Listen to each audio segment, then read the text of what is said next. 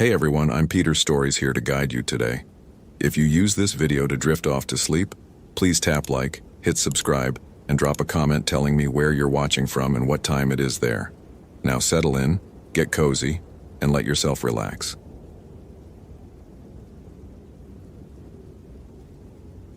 The tent fabric had frozen to itself in geometric patterns that shouldn't exist in nature.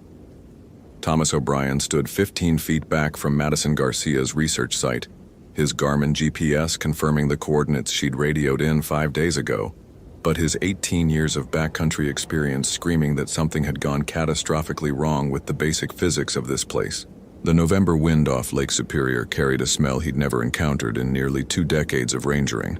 Rot, yes, but underneath it something sharper, chemical, like burnt copper mixed with formaldehyde and wild game left too long in summer heat, except it was 32 degrees and everything should have been preserved by the cold. He'd taken the seaplane from Houghton that morning, the last flight before the lake froze solid for winter. Isle Royale National Park would be officially closed to visitors in 3 days, and Madison Garcia's research permit had another week before expiration. Her thesis advisor at Michigan Tech had called the ranger station yesterday, concerned that she'd missed 2 scheduled check-ins. Standard protocol. Thomas would hike the 4 miles from Rock Harbor to her research site on the Greenstone Ridge Trail, confirm she was okay, remind her about the check-in requirements, file the report. He'd done dozens of these welfare checks. They always ended the same way. Embarrassed graduate student, dead radio battery, profuse apologies. Except Madison's solar panels were still deployed, tilted at the optimal angle for the season. Her weather station blinked its green operational light. The satellite phone sat in its charging cradle, fully powered, next to her laptop.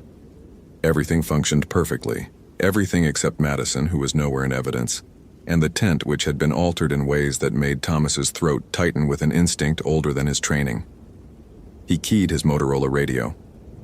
Rock Harbor, this is O'Brien at Site 7 Delta. I've reached Garcia's camp. She's not present, over. Static, then Beth's voice. Copy that, Thomas. Signs of struggle? Thomas studied the scene with the methodical attention that had kept him alive through 2 decades of backcountry emergencies. Madison's boots sat outside the tent, laces tied, arranged with the precision of someone who intended to return. Her red North Face jacket hung from a branch, still zipped. The camp stove held a pot with 3 inches of ice.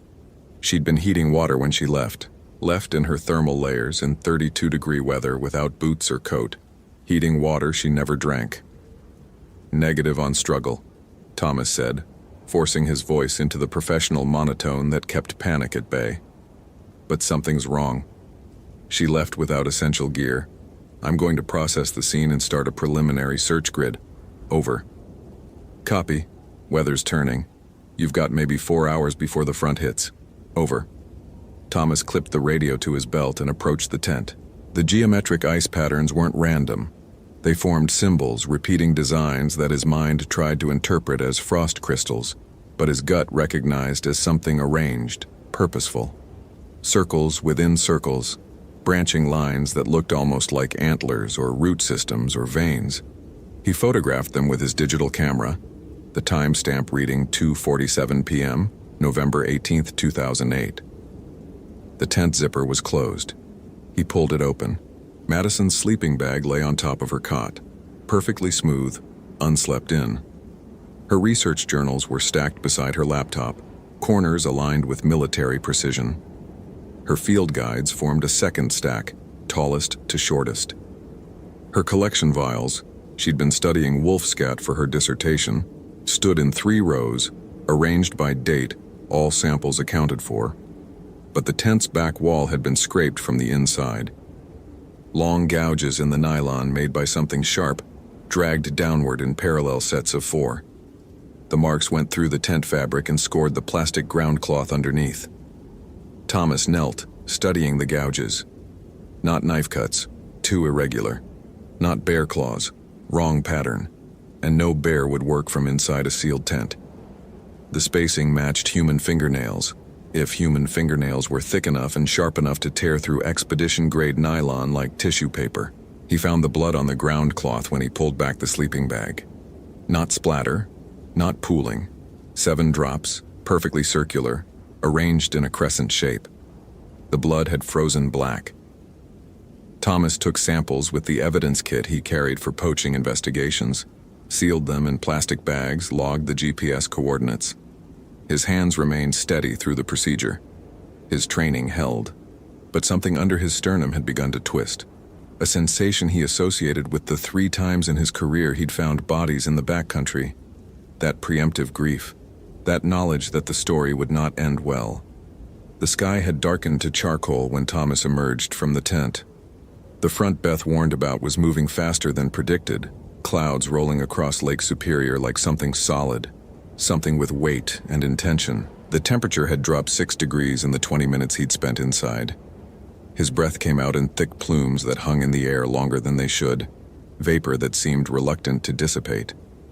He established his search grid using the tent as the central point, working outward in concentric circles, standard search and rescue protocol. First circle, 50 feet. He found Madison's socks at the 40-foot mark, both of them, placed side by side on a flat rock. They'd been removed carefully, no signs of tearing. They were frozen solid. Second circle, 100 feet. He found her thermal shirt hanging from a low branch, arms spread as if crucified. The fabric was intact, no rips, no blood. She'd unbuttoned it and taken it off while walking, hung it deliberately, in 32-degree weather, without a coat. Thomas documented each find, but his training was beginning to fracture around the edges. He'd seen hypothermia cases before, paradoxical undressing where victims remove their clothes as they freeze to death, convinced they're overheating. But paradoxical undressing was chaotic, frenzied. Madison's clothes had been removed and arranged with calm precision. Third circle, 150 feet. The trail crossed a small creek, ice forming along the banks. Thomas found her thermal pants on the far side, folded neatly on a stump. The fabric was clean, no signs of distress. She'd taken them off, folded them, placed them, and continued walking. Continued walking toward the interior, toward the higher elevations, toward the densest section of old-growth forest where the wolves denned. Continued walking, apparently, in nothing but her underwear, in near-freezing temperatures without food or water or light. 5 days ago, Thomas stood at the creek crossing, his headlamp cutting a weak cone through the gathering darkness, and felt something he hadn't felt since his first winter in the backcountry, the forest watching him.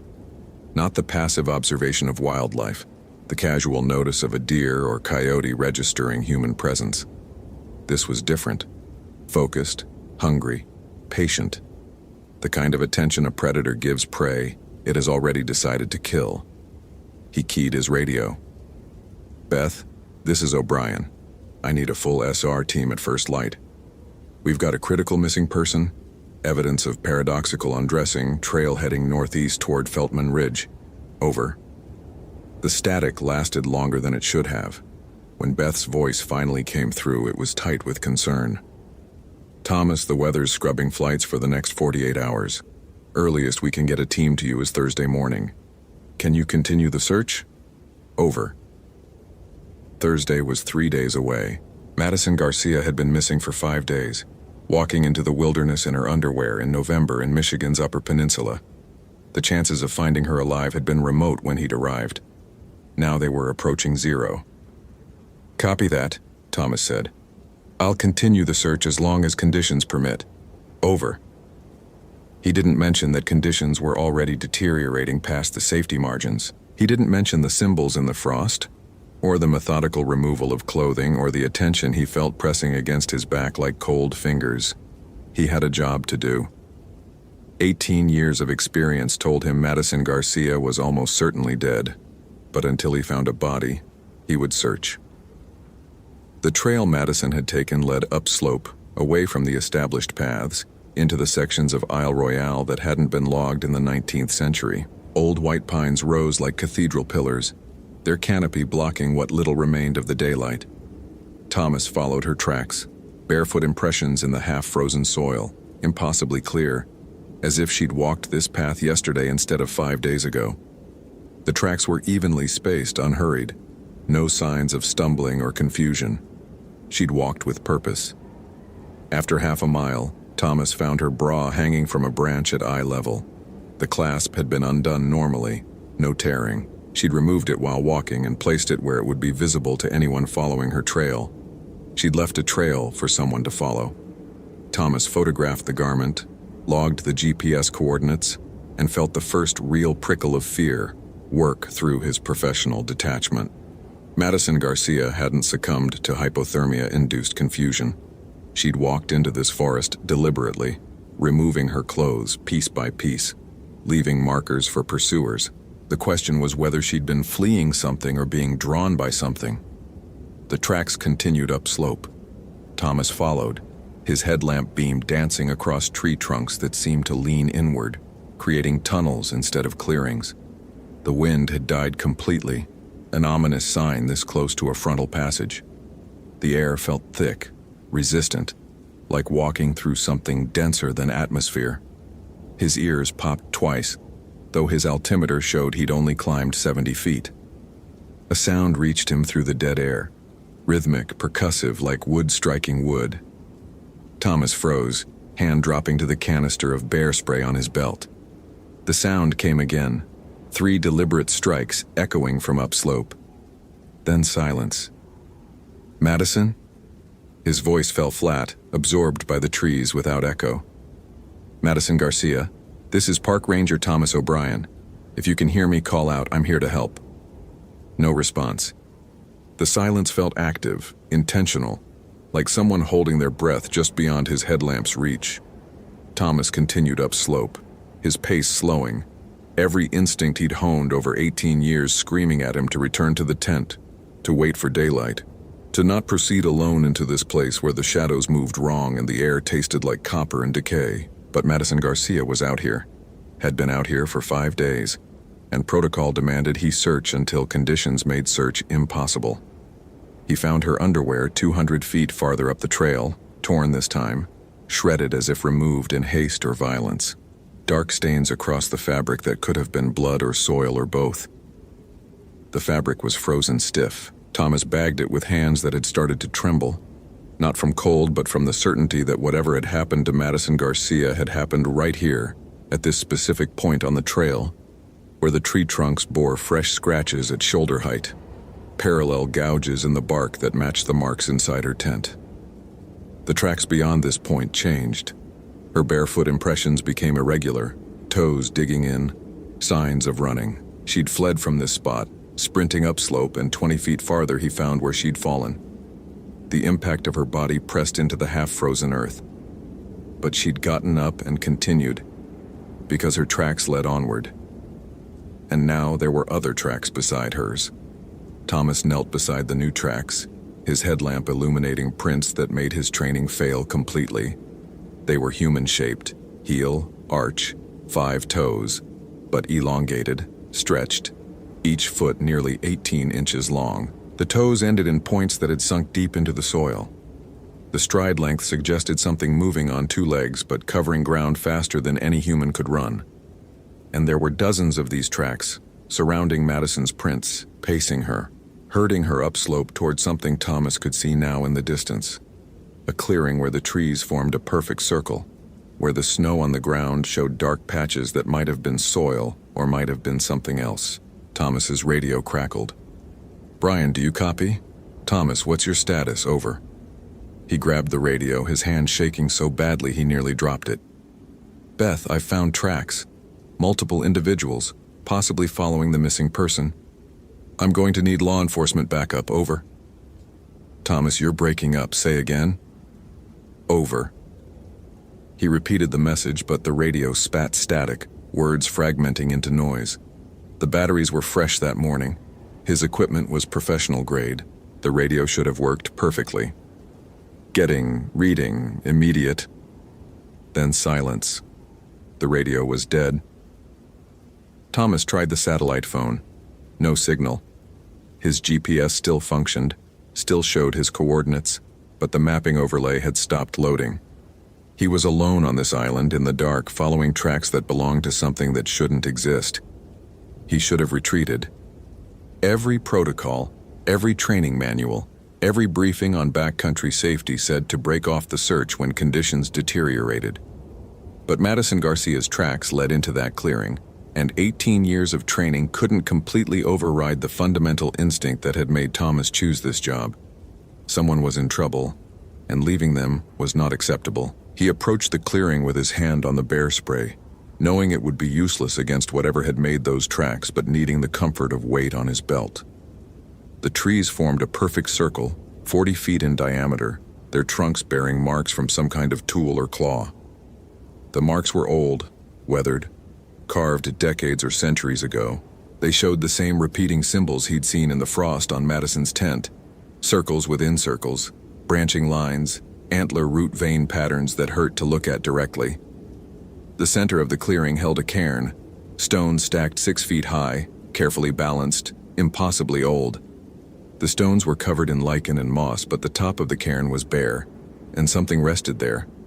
A skull, whiter than bone should be, with antlers growing from the forehead, antlers that branched and rebranched in patterns that matched the symbols carved into the trees. Thomas's headlamp beam struck the skull and reflected wrong, the light bending, fragmenting, as if passing through ice. The air in the clearing was colder than the surrounding forest. His breath crystallized instantly, falling as snow. The temperature readout on his GPS showed 18 degrees, 14 degrees colder than it had been 100 yards back. And arranged around the cairn, forming a spiral that led from the edge of the clearing to the base of the stones, were pieces of Madison Garcia. Not all of her, not enough to constitute a body, just pieces. A hand still wearing her field watch, a foot, toenails painted blue, sections of torso with skin so pale it looked translucent. The pieces had been arranged deliberately, artistically, each one placed with precision, and they showed no signs of animal predation. The edges were too clean, too surgical. Thomas's training shattered completely. He staggered backward, his boot catching on a root, and he went down hard, landing in snow that was wrong. Snow that was red, not white. Snow that had frozen over something that pooled and congealed. He scrambled away from the clearing, his headlamp swinging wildly, and that's when he saw them. They stood at the edge of the clearing just beyond the tree line, and there were 7 of them, or maybe 12, or maybe just one that existed in multiple places simultaneously. They were tall, impossibly tall, 8 or 9 feet, but hunched, bent, as if their spines had been broken and badly set. Their skin was gray-white, stretched over frames that showed every bone, every ridge, every hollow. Their arms were too long, hanging past their knees, ending in hands with fingers that had too many joints. Their heads were the worst, human skulls elongated, stretched with antlers growing from the temples, and eyes that reflected Thomas's headlamp beam with the flat shine of a predator's tapetum lucidum.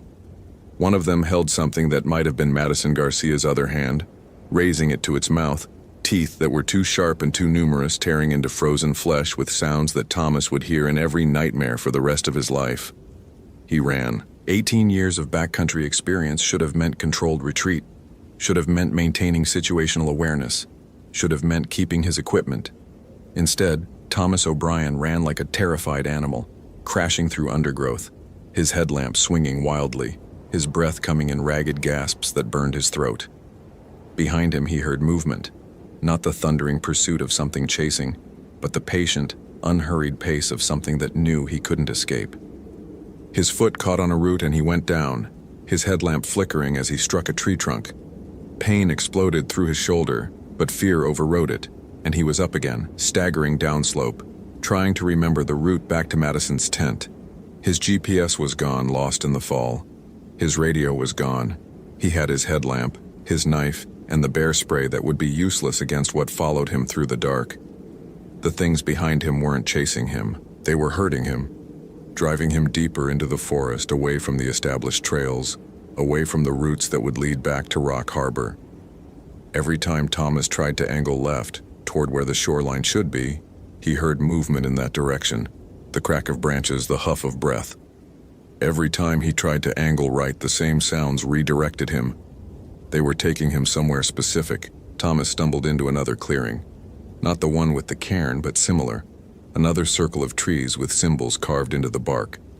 This clearing was smaller, and it held no cairn, but the ground was disturbed, freshly turned earth despite the frozen soil, and protruding from the earth were bones. Human bones, old bones mostly, weathered and gray, but some newer, with scraps of frozen flesh still attached. There were dozens of them, maybe hundreds, arranged in patterns around the clearing's perimeter.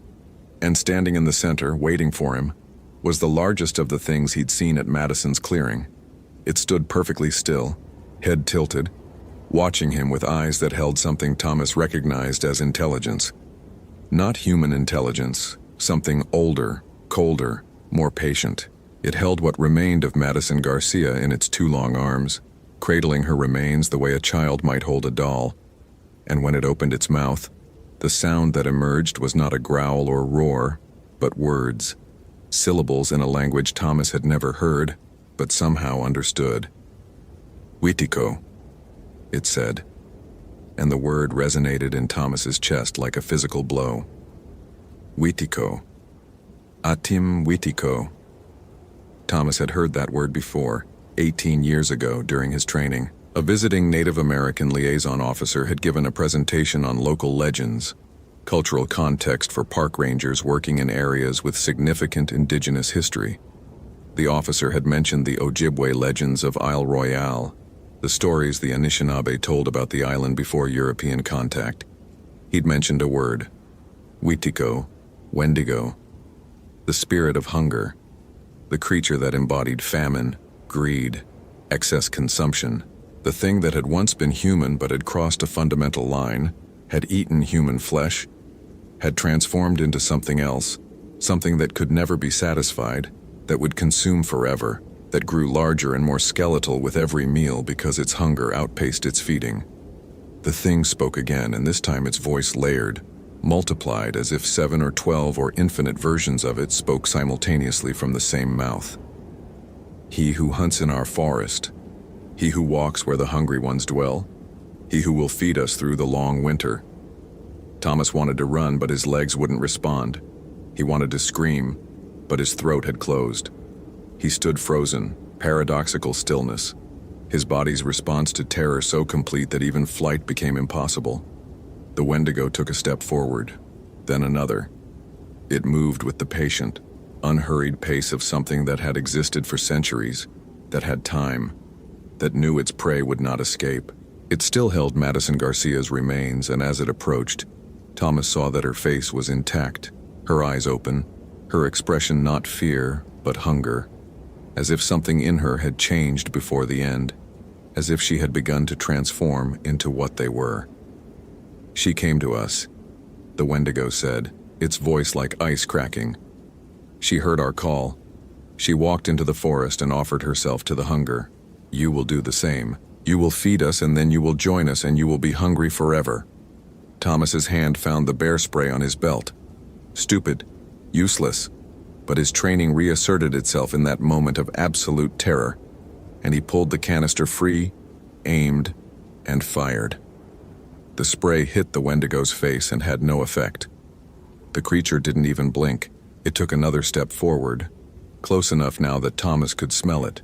That sharp, chemical, burnt copper smell he'd noticed at Madison's tent, but concentrated, overwhelming, a stench that made his eyes water and his stomach heave. The Wendigo reached for him with its too long arm, its fingers extending, and Thomas did the only thing his training allowed. He pulled his knife, a 4-inch folding blade completely inadequate, and he slashed at the reaching hand. The blade connected with something that felt like frozen leather. It didn't cut so much as chip, like striking wood. But the Wendigo pulled back, and for the first time, Thomas saw something in its eyes that might have been surprise. Iron, it said, the word a hiss. He carries iron.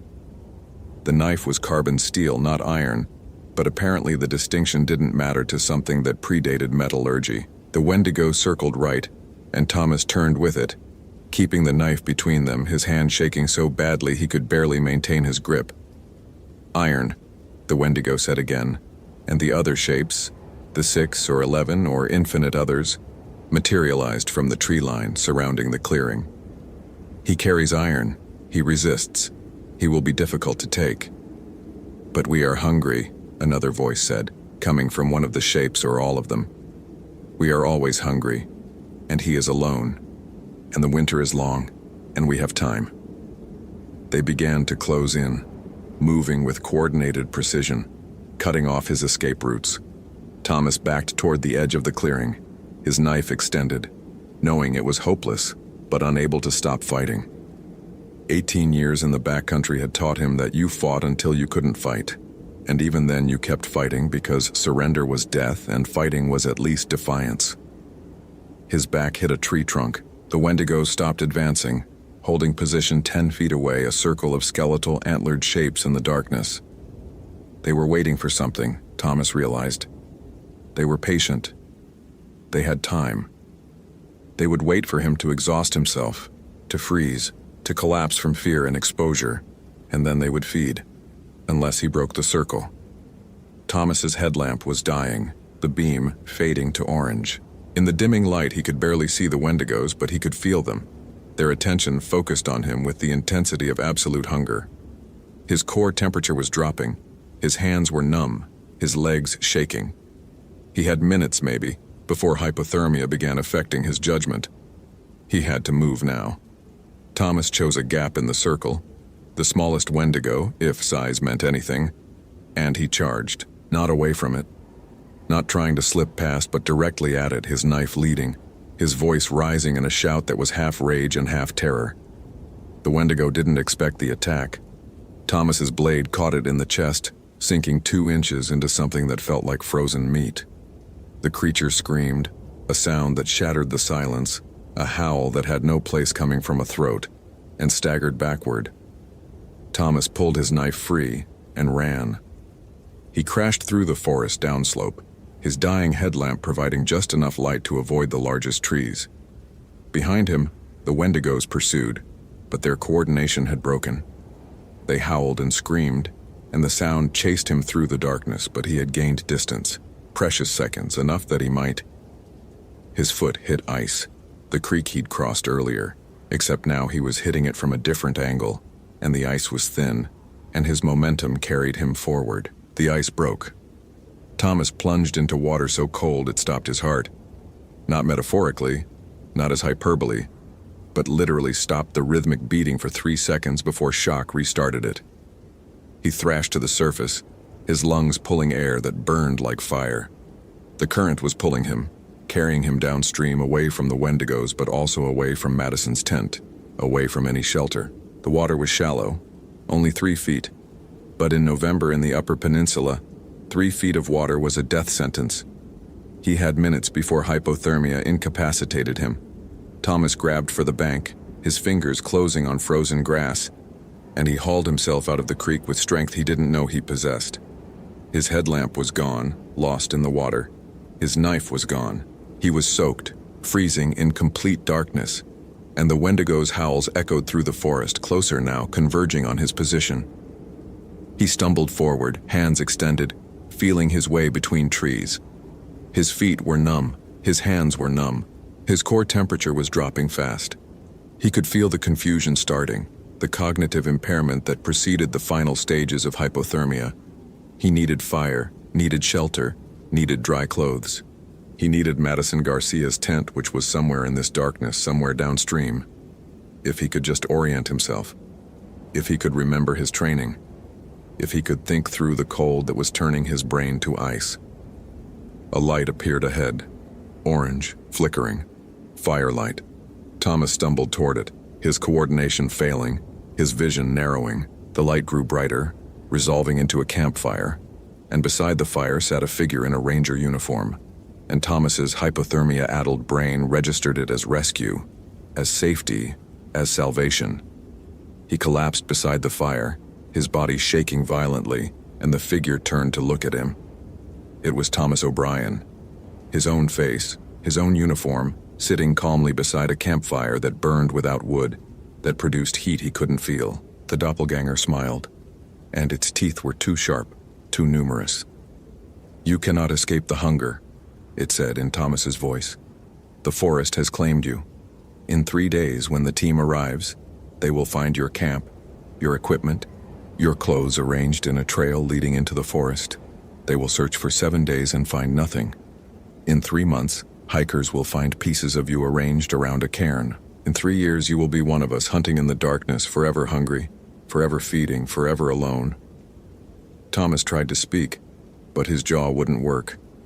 His body was shutting down, core temperature dropping below sustainability. The fake Thomas stood, and as it rose, it stretched, elongated, bones cracking, skin splitting, antlers erupting from its skull. The Wendigo, wearing his face, leaned close, its breath smelling like the grave. "Or," it whispered, "you can feed now. You can give yourself to the hunger willingly as Madison did. You can become like us, and the transformation will be easier, faster, less painful. All you have to do is eat." It held out something that might have been meat, frozen and raw, and Thomas's starving, hypothermic body responded with hunger so intense it obliterated thought. He reached for the offering and remembered the training officer, 18 years ago, explaining the Wendigo legend. Explaining that the curse began with a single bite of human flesh, that once someone crossed that line, the transformation was inevitable. Explaining that the Anishinaabe had specific protocols for dealing with Wendigo cases: isolation, ritual cleansing, and in extreme cases, execution by fire, the only thing that could permanently destroy a Wendigo. Fire. Thomas's numb hand found his pocket, found the waterproof match case he always carried, the backup to his backup, the thing he'd carried for 18 years and never needed. His fingers wouldn't work properly. It took him 3 tries to open the case, 4 tries to extract a match. The Wendigo watched with patient hunger, not interfering, confident that Thomas's hypothermia had progressed too far for resistance. Thomas struck the match against the case. It flared orange, and he touched it to his soaked jacket. The fabric shouldn't have burned. It was synthetic, wet, frozen. But the match touched it, and fire exploded across Thomas's chest. Not painful, not hot, but bright, blazing white-blue, spreading faster than physics allowed. The Wendigo screamed and staggered backward, and Thomas understood in that moment of perfect clarity that he hadn't lit himself on fire. He'd lit the hunger on fire, the corruption that had begun spreading through his body the moment he'd entered the Wendigo's territory. The transformation that would have claimed him within hours. The fire burned cold. It spread across his body, consuming something he couldn't see but could feel. A weight, a presence, a whisper that had been growing in the back of his mind since he'd found Madison's tent. The fire burned it away, and the Wendigos howled and fled, their forms dissolving into shadows, into memory, into the darkness that existed before and beyond human understanding. Thomas O'Brien collapsed beside the fire that burned without fuel, and the last thing he saw before consciousness left was the first gray light of dawn breaking over Lake Superior, and in that light, the silhouette of a float plane descending toward Rock Harbor, 3 days early, arriving impossibly soon, as if time had fractured and reformed around him. He woke in a hospital in Houghton 3 days later, suffering from severe hypothermia and frostbite that cost him 2 toes and 3 fingers. His memories of the final night were fractured, confused, cataloged by the doctors as hypothermia-induced hallucinations. The SAR team had found him beside Madison Garcia's tent, unconscious, his clothes arranged around him in a spiral pattern he claimed not to remember creating. His radio and GPS were never recovered. His knife was never recovered. Madison Garcia's remains were found by the recovery team at the coordinates Thomas provided, before the hypothermia claimed his coherent memory. The official report listed the cause of death as animal predation, species unknown, despite the fact that Isle Royale's wolf population had never attacked humans, and the pattern of her injuries matched no known predator. Her research was inconclusive. Her tent was removed. Her site was flagged for hazard assessment. Thomas O'Brien retired from the National Park Service in 2009, 6 months after his rescue. He moved to Detroit as far from wilderness as possible and took a job teaching outdoor safety at a community college. He never spoke publicly about what he'd seen on Isle Royale, but his students noticed that he refused to discuss Isle Royale specifically, that he steered conversations away from Superior's North Shore, that he kept his classroom at 75 degrees year-round and wore long sleeves even in summer. And on November 18th every year, the anniversary of his search for Madison Garcia, Thomas O'Brien fasted completely, ate nothing, drank only water, because some part of him remembered the offering the Wendigo had made, remembered how close he'd come to accepting, remembered that the hunger lived in everyone, waiting for the moment when survival instinct overcame human prohibition. He never returned to Isle Royale, but sometimes on winter nights when the temperature dropped below freezing, Thomas woke from dreams of gray-white figures with antlers and too many teeth, and he checked his fingers and toes obsessively, counting them, making sure he still had the ones the frostbite hadn't taken, making sure he hadn't lost more in the night, making sure he was still human, making sure the hunger hadn't returned, making sure that the thing he'd seen wearing his face in the forest had been a hallucination, just a trick of hypothermia and fear, and not a prophecy of what he would eventually become.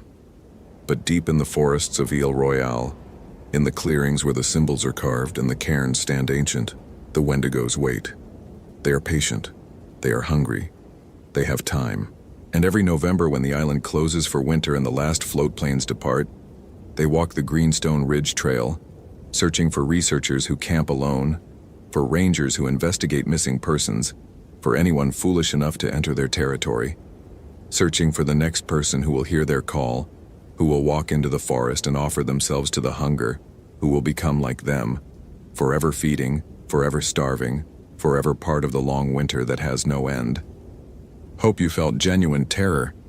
If you appreciate authentic horror rooted in real folklore, consider following for more stories. Which moment scared you most? Share your theory about what happened.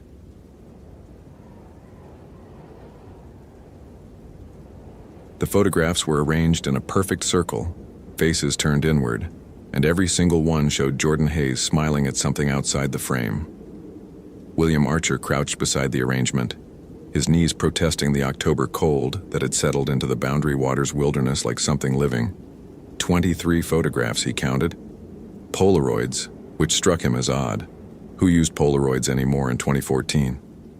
But there they were, perfectly spaced on the frost-hardened ground of Jordan Hayes' abandoned campsite, each image capturing the missing botany student from a slightly different angle. The same genuine smile, the same relaxed posture, the same unfocused gaze directed at something just beyond the camera's reach. William's breath formed clouds that hung in the air longer than they should have. The temperature had dropped 15 degrees since sunrise, and it was barely noon. His Garmin GPS flickered in his hand, the coordinates jumping erratically between readings that placed him everywhere from his current position at the Curtain Falls Portage to locations 5 miles in opposite directions. He'd stopped trusting it an hour ago, relying instead on the paper map folded in his chest pocket and the landmarks he'd memorized over 16 years of working Superior National Forest. The tent stood undisturbed, its rain fly perfectly taut, stakes driven deep with the precision of someone who knew wilderness camping.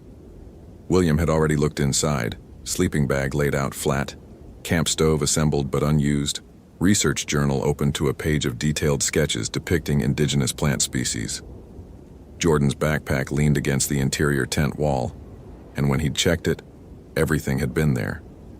Water filtration system, first aid kit, emergency beacon still in its waterproof case with a full battery, 5 days of freeze-dried meals, bare canister unopened.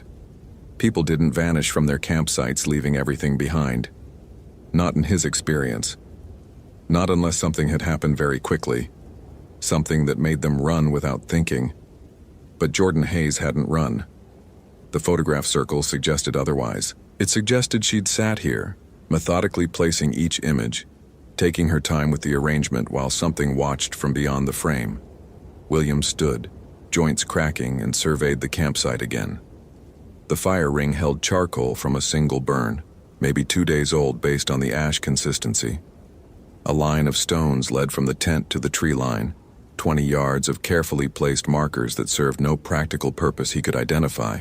Each stone was roughly the same size, each positioned with obvious care.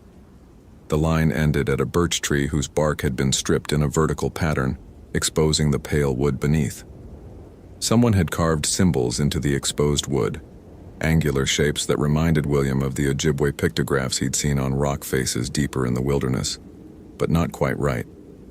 The angles were too sharp, the proportions wrong, as though someone had tried to remember the patterns from a half-forgotten dream. His radio crackled, and dispatch reported the search dogs had lost Jordan's scent at the southern shore of Little Trout Lake.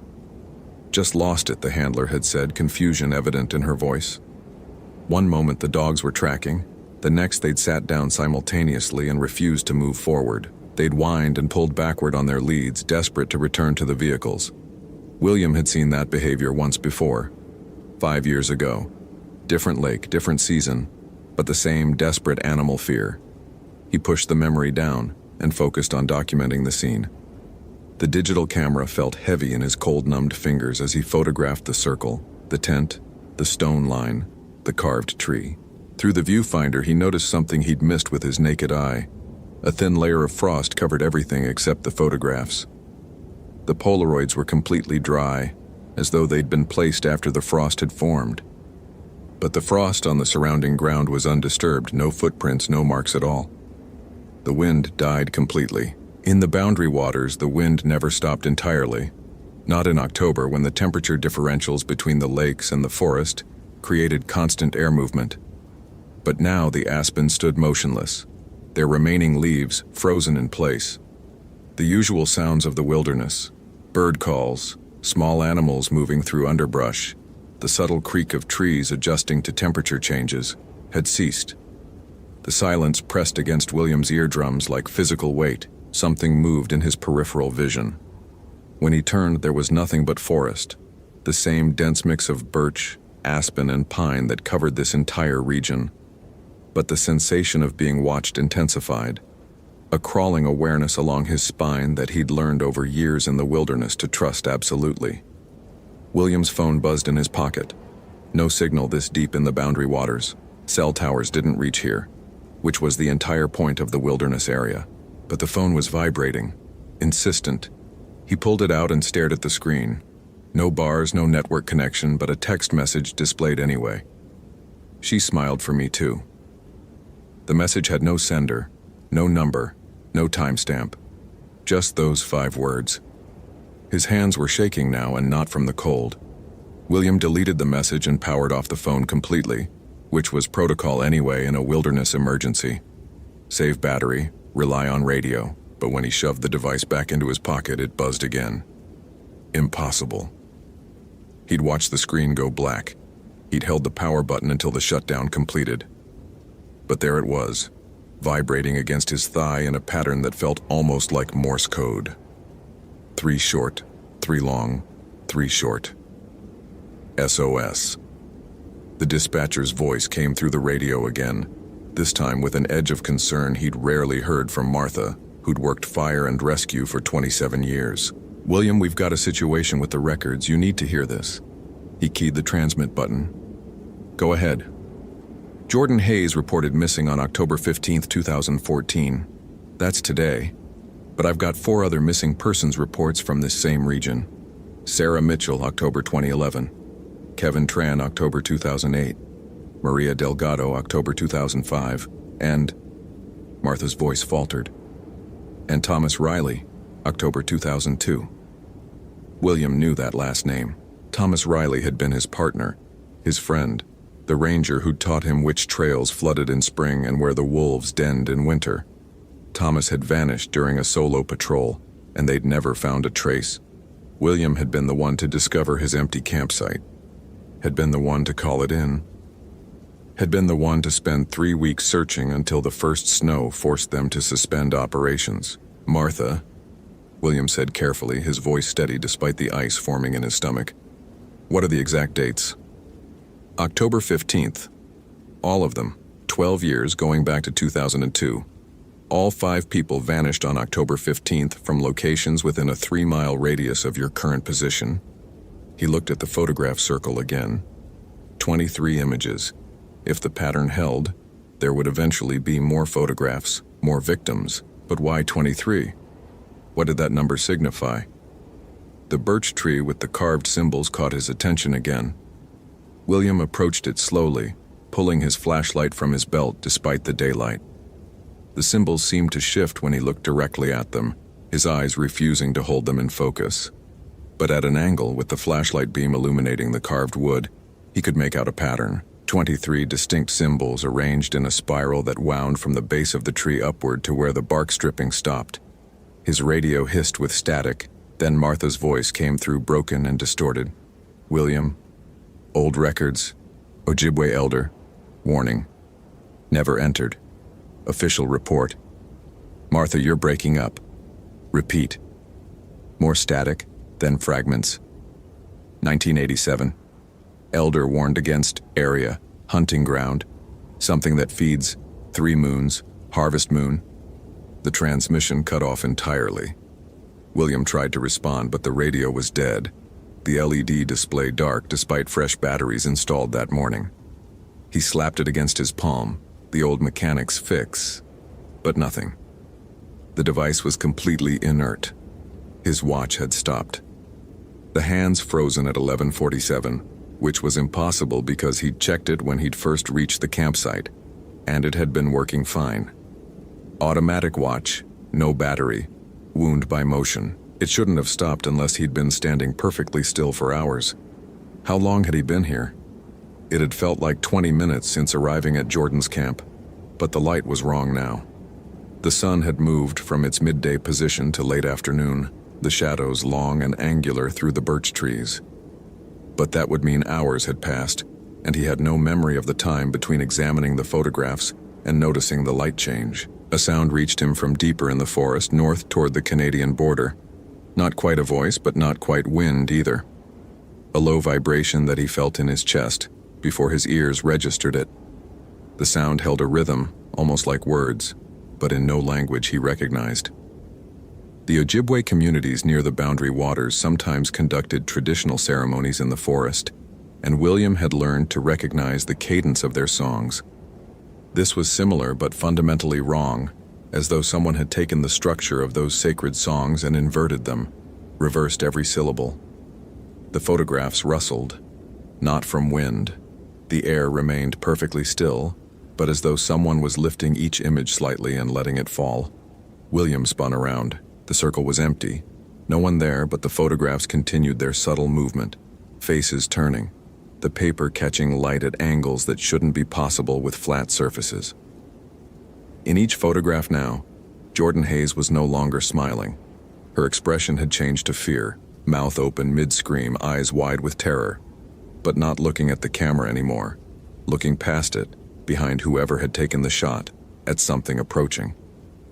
William's training kicked in.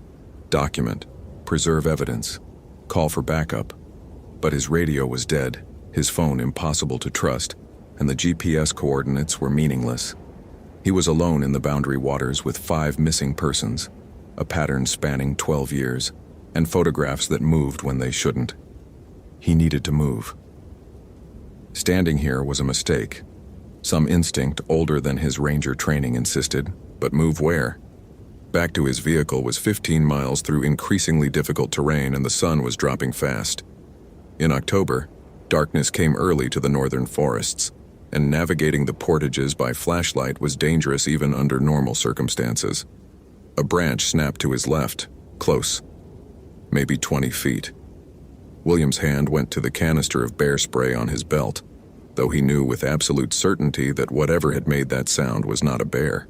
Bears hibernated by mid-October in this region. And besides, the sound had been wrong, too deliberate, too precisely placed to be an animal moving naturally through the forest. "Jordan," he called out, knowing it was foolish but unable to stop himself. "Jordan Hayes, if you can hear me, I'm Ranger Archer. I'm here to help." The silence that followed his shout was complete and suffocating. Even his voice seemed to die mere feet from his mouth, absorbed by the forest rather than echoing naturally through the trees. Then, from the same direction as the branch snap, a voice. Female, young, frightened. "Help me.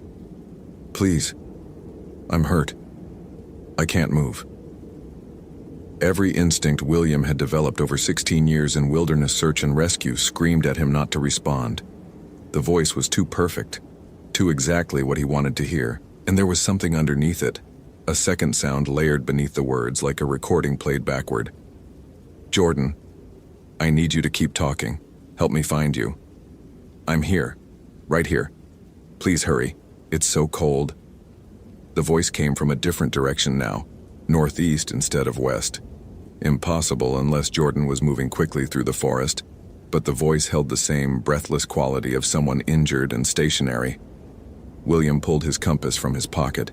The needle spun lazily, making full rotations without ever settling on magnetic north. Another piece of equipment failing. He thought of Thomas 5 years ago, and the strange reports that had come in during the search. Compasses malfunctioning. GPS units showing impossible coordinates. Search dogs refusing to track. And the cold. William remembered the cold during Thomas's search. Unseasonable temperatures that dropped below zero despite it being early October. Frozen lakes when they should have been liquid. Frost patterns on trees that looked almost like writing. "William," the voice called again. And this time it was Thomas's voice. His partner's voice unchanged by 5 years in whatever place claimed him. "William, I've been waiting. You need to see. You need to understand." He ran. The training that said never run in the wilderness, never leave a known position, never act on panic, all of it dissolved in the face of hearing Thomas speak. William crashed through undergrowth, vaulted over a deadfall, his breath coming in ragged gasps that crystallized immediately in the frigid air. The forest had changed. He registered it even through his panic. The birch trees were different, their bark hanging in long strips like flesh peeled from bone. The aspens had lost all their leaves suddenly, standing skeletal against the darkening sky, and the ground was covered in frost so thick it looked like snow, crunching under his boots with each step. He broke through into a clearing he'd never seen before, though he'd patrolled this area dozens of times. A perfect circle of bare earth, perhaps 50 feet in diameter, surrounded by trees that had been stripped of bark. In the center of the clearing stood a structure built from branches and stones, roughly 7 feet tall, vaguely humanoid in shape. Animal bones hung from the branches, deer skulls, wolf jaws, the distinctive beak of a raven. The bones clacked together in a wind that William still couldn't feel. At the base of the structure, arranged in the same circular pattern as the photographs, were personal items. A watch that William recognized instantly as Thomas's. The leather band cracked but still intact. A driver's license with Sarah Mitchell's face smiling from the laminated surface. A university ID for Kevin Tran. A phone case decorated with Maria Delgado's distinctive floral stickers.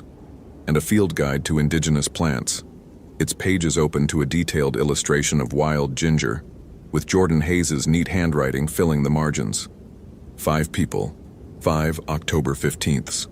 All leading to this clearing, this structure, this place that felt wrong in ways William's mind struggled to process. The temperature dropped again, and this time William could see his breath forming not clouds but crystalline shapes that fell to the ground like snow. Each exhale created intricate ice patterns that shattered when they hit the frost-covered earth. Movement at the tree line. Multiple figures all standing perfectly still, all watching. William spun, counting. 23 figures, exactly matching the number of photographs. They stood at precise intervals around the clearing's perimeter, and as his eyes adjusted to the growing darkness, he realized they were wrong. Too tall, proportions stretched, limbs too thin and jointed in too many places. Their heads tilted at angles that would have broken human necks. One of them stepped forward. In the dying light, William saw Jordan Hayes, or something wearing her shape. The resemblance was perfect from a distance, but the closer it came, the more the image fractured. The smile was too wide, the eyes too dark, the skin too pale and waxy. It moved with a jerking motion, as though learning to operate the form it inhabited. "She smiled for me," it said, and the voice was the one from his phone, from the texts, layered and wrong. They all smile eventually, when they understand, when they see what I am. William backed toward the structure, knowing it was the wrong move but unable to force himself closer to the thing wearing Jordan's face. His hand found a fallen branch, solid and heavy. though he knew with terrible certainty that a piece of wood would be useless against whatever he faced. "You were here before," the Jordan thing said. "5 harvests ago. You brought him to me, Thomas. He resisted longer than most. Strong will, strong spirit. He fed me through an entire winter." "What are you?" William's voice cracked, the words barely above a whisper. "Wendigo," it answered, and the forest responded with a sound like breaking bones. "The first people knew me, respected me.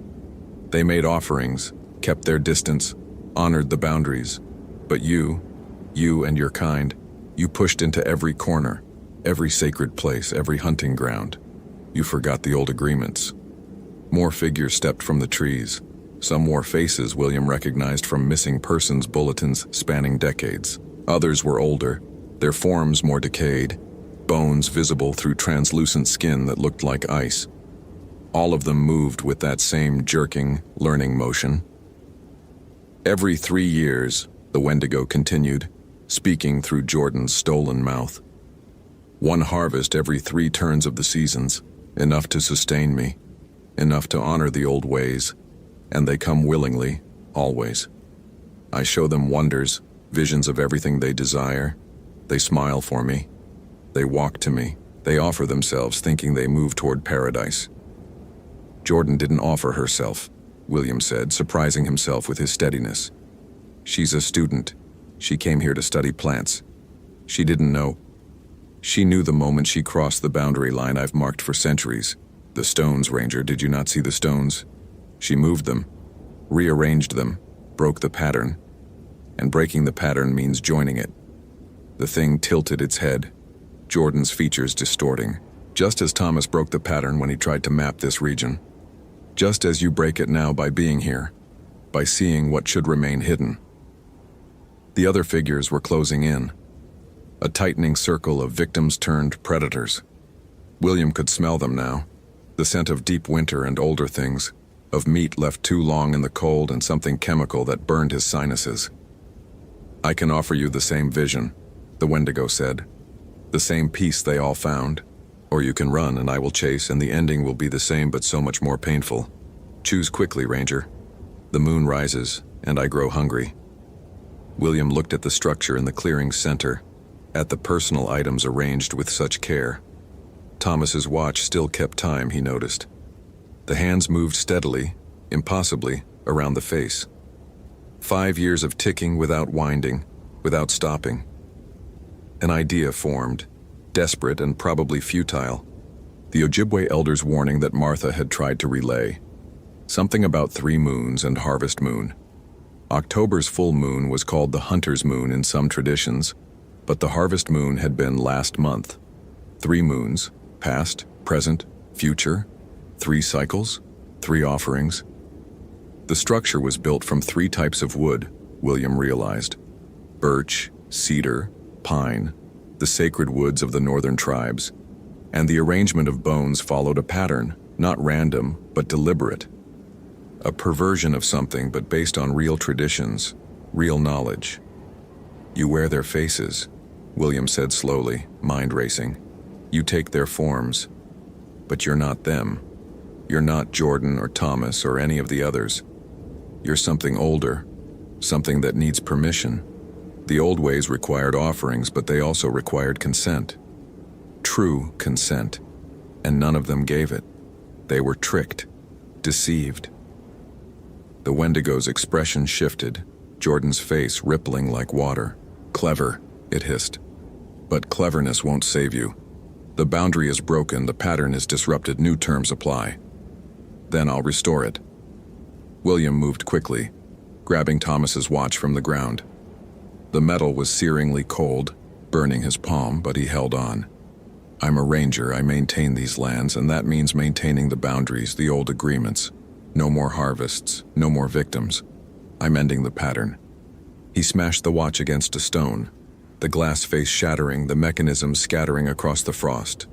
The Wendigo shrieked, a sound that was part human scream and part animal howl. The other figures stumbled, their forms flickering like poor television reception. William grabbed the next item, Sarah Mitchell's license, and tore it in half. The plastic resisted, but adrenaline gave him strength. Another shriek, louder. The clearing grew darker impossibly fast, the last sunlight disappearing as though swallowed. He destroyed Kevin's ID, Maria's phone case, Jordan's field guide, ripping pages and snapping plastic and breaking everything he could reach. Each destruction brought another scream from the Wendigo, and the figures around the clearing collapsed one by one, their stolen forms evaporating into mist that smelled of pine and rot. But Jordan's form remained standing. The thing inside her smiled wider, and William saw that the mouth kept opening, the jaw dislocating entirely, revealing rows of teeth that belonged to no human being. "You understand nothing," it said, voice now stripped of any human quality. "The items are anchors, yes, but she is here, her body, her living warmth. As long as I hold her, the pattern continues." "Where?" William demanded. "Where is she?" The Wendigo gestured toward the structure. "Inside, always inside. The frame is a door, Ranger, one that opens both ways. I step out wearing their shapes. They step in joining the others. An exchange, a balance." William approached the structure, seeing it now as more than just branches and stones. The bones formed patterns around what might have been openings, and the frost on the branches created symbols identical to those carved into the birch tree at Jordan's campsite. "If I go in," he said, "if I make the exchange." "No bargains," the Wendigo interrupted. "You destroyed the anchors. You broke the established pattern. Now only one ending remains. You enter, and I take your form, and walk among your kind for 3 years until the next harvest. Or you run, and I chase and consume you and walk among your kind anyway." Not those options.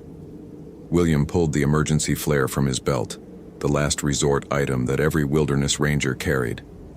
"Third option, I burn it all down." He struck the flare against its cap and red light exploded across the clearing. The Wendigo recoiled, Jordan's stolen face blistering in the chemical glow. William touched the flare to the structure, and despite the frost, despite the cold, despite everything that suggested fire was impossible here, the branches caught immediately. The flames burned wrong, too bright and too blue, but they burned. The structure collapsed inward, and William heard screams from within it, dozens of voices crying out in surprise and relief and terror. The frost on the ground melted in seconds, the temperature surging upward. The Wendigo lunged at him, no longer bothering with Jordan's form. What William saw in that moment would resist description for the rest of his life. Something massive and skeletal and impossibly thin, with too many limbs and a head like a deer skull stretched to accommodate human eyes. It moved fast, covering the distance between them in a single bound. William swung the flare like a weapon. The flames caught the Wendigo's arm, and the creature's shriek could have shattered glass. It reeled backward, colliding with the burning structure. For a moment it seemed like the thing would simply step through the fire unharmed. But then the flames changed, shifting from blue to white, and the Wendigo began to burn. It burned like old paper, like dried leaves, like everything desiccated and ancient. The stolen faces it had worn rippled across its form as it thrashed. Jordan, Thomas, Sarah, Kevin, Maria, and dozens of others, centuries of victims, all surfacing briefly before the fire consumed them. The creature fell into the collapsing structure, and the ground beneath it opened. Not a physical hole, but something else. A darkness that was more absence than void. The Wendigo fell into that darkness, still burning, still screaming, and then the opening sealed, and the forest was suddenly, shockingly silent. William stood in the clearing, the dying flare still clutched in his hand. The other figures, the victims who had stood at the tree line, were gone. The frost had melted entirely, and the temperature was merely cold, October-appropriate cold, rather than the bone-deep freeze that had gripped the area. Something moved in the ruins of the structure. William approached carefully, and found Jordan Hayes lying unconscious among the ashes, her skin dangerously cold but alive, breathing, real. Her field guide lay beside her, unburned despite the flames that had consumed everything else. He radioed for emergency evac, and to his surprise, the radio worked. Martha's voice came through clear and concerned, and she promised a helicopter within the hour. The GPS coordinates locked instantly, showing his exact position. William wrapped Jordan in his jacket and waited. She didn't wake, but her breathing steadied and her skin gradually warmed. He didn't look at the place where the structure had been, at the scorch marks that would fade within days, leaving no evidence of what had happened. When the helicopter arrived, the paramedics found Jordan dehydrated and hypothermic but otherwise unharmed. She had no memory of the past 3 days, no explanation for how she'd ended up miles from her campsite. The official report would list her as found suffering from exposure and disorientation, a cautionary tale about solo camping in the Boundary Waters. William didn't mention the Wendigo, the structure, the victims' faces, or Thomas's watch. He filed a standard report noting difficult search conditions and eventual successful recovery. Martha looked at him with concern when he came back to the station, noting the hollowness around his eyes, but she didn't ask questions. 3 weeks later, William stood at Jordan's campsite again. The photographs were gone, collected as evidence and then mysteriously lost in processing. The tent had been removed, the fire ring scattered, but the line of stones remained, and William spent an hour carefully restoring them to their original pattern. A boundary marker that had stood for longer than Superior National Forest had existed. The birch tree with the carved symbols was healing, bark growing back over the exposed wood. Within a year, there would be no sign of the carvings. But William photographed them anyway, documenting the patterns, comparing them to the pictographs he found in old ethnographic texts at the regional library. He found references to the Wendigo in journals from French trappers and missionaries, descriptions that matched what he'd seen with disturbing accuracy. He found Ojibwe oral histories that spoke of boundaries that must be maintained, of hunting grounds that belonged to spirits, of the terrible price for violating ancient agreements. Jordan Hayes returned to university and never came back to the Boundary Waters. She changed her major from botany to art history, as far from wilderness studies as possible.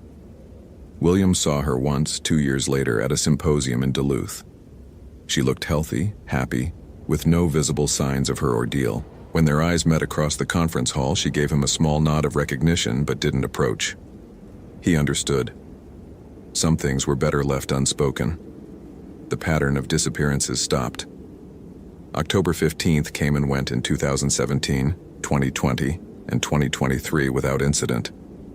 No missing hikers, no abandoned campsites, no mysterious circumstances. The Wendigo was gone, destroyed or banished or simply dormant.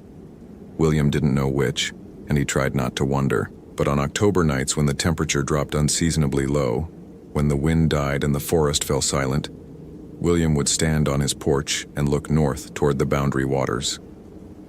Sometimes he thought he heard Thomas's voice on those nights, calling from the darkness. Sometimes he saw movement at the tree line, figures standing just beyond the reach of his porch light. He never investigated.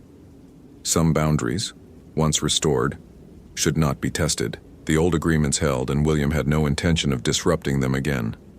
The wilderness kept its secrets and he kept his distance, and that was how it would remain.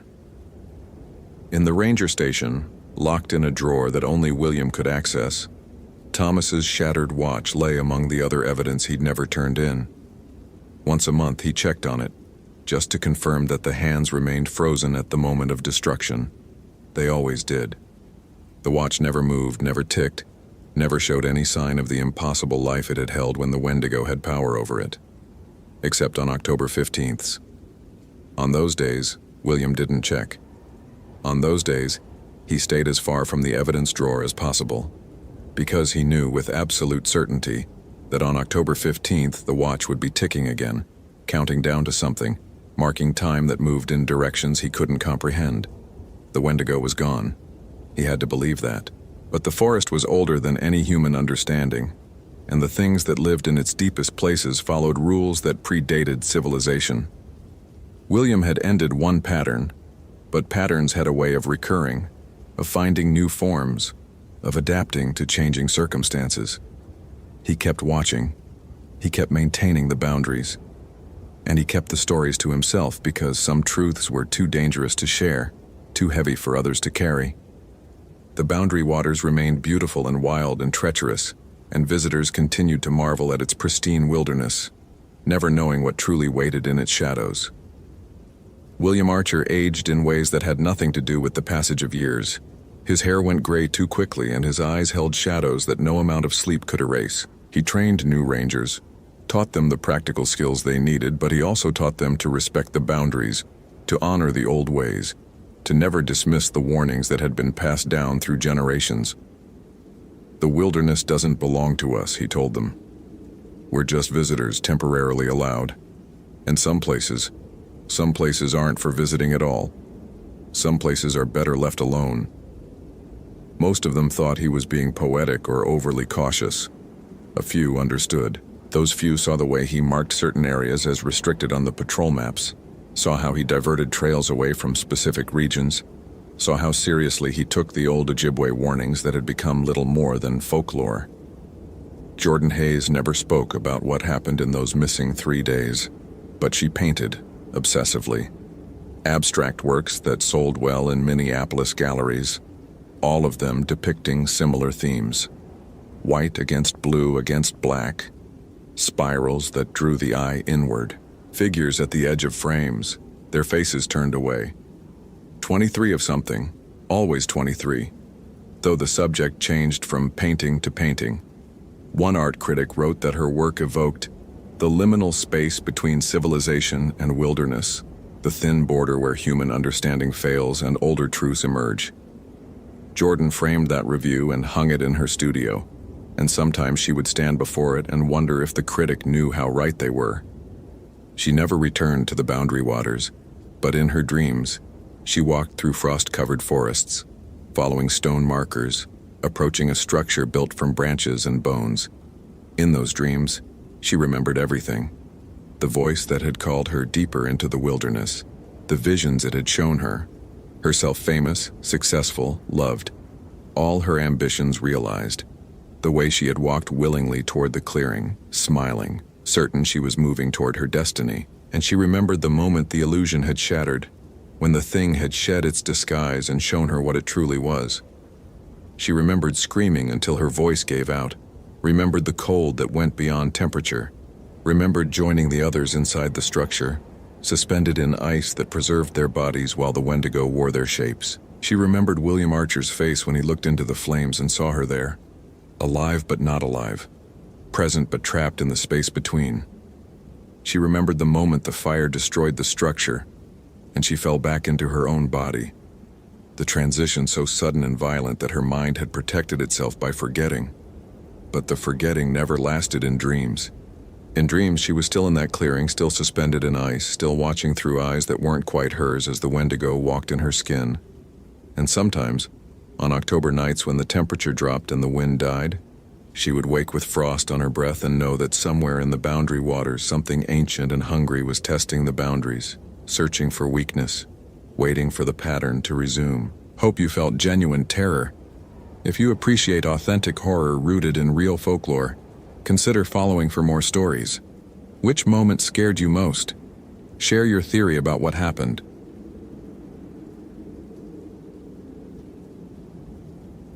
The smell reached Thomas O'Brien 2 miles before he found the camp.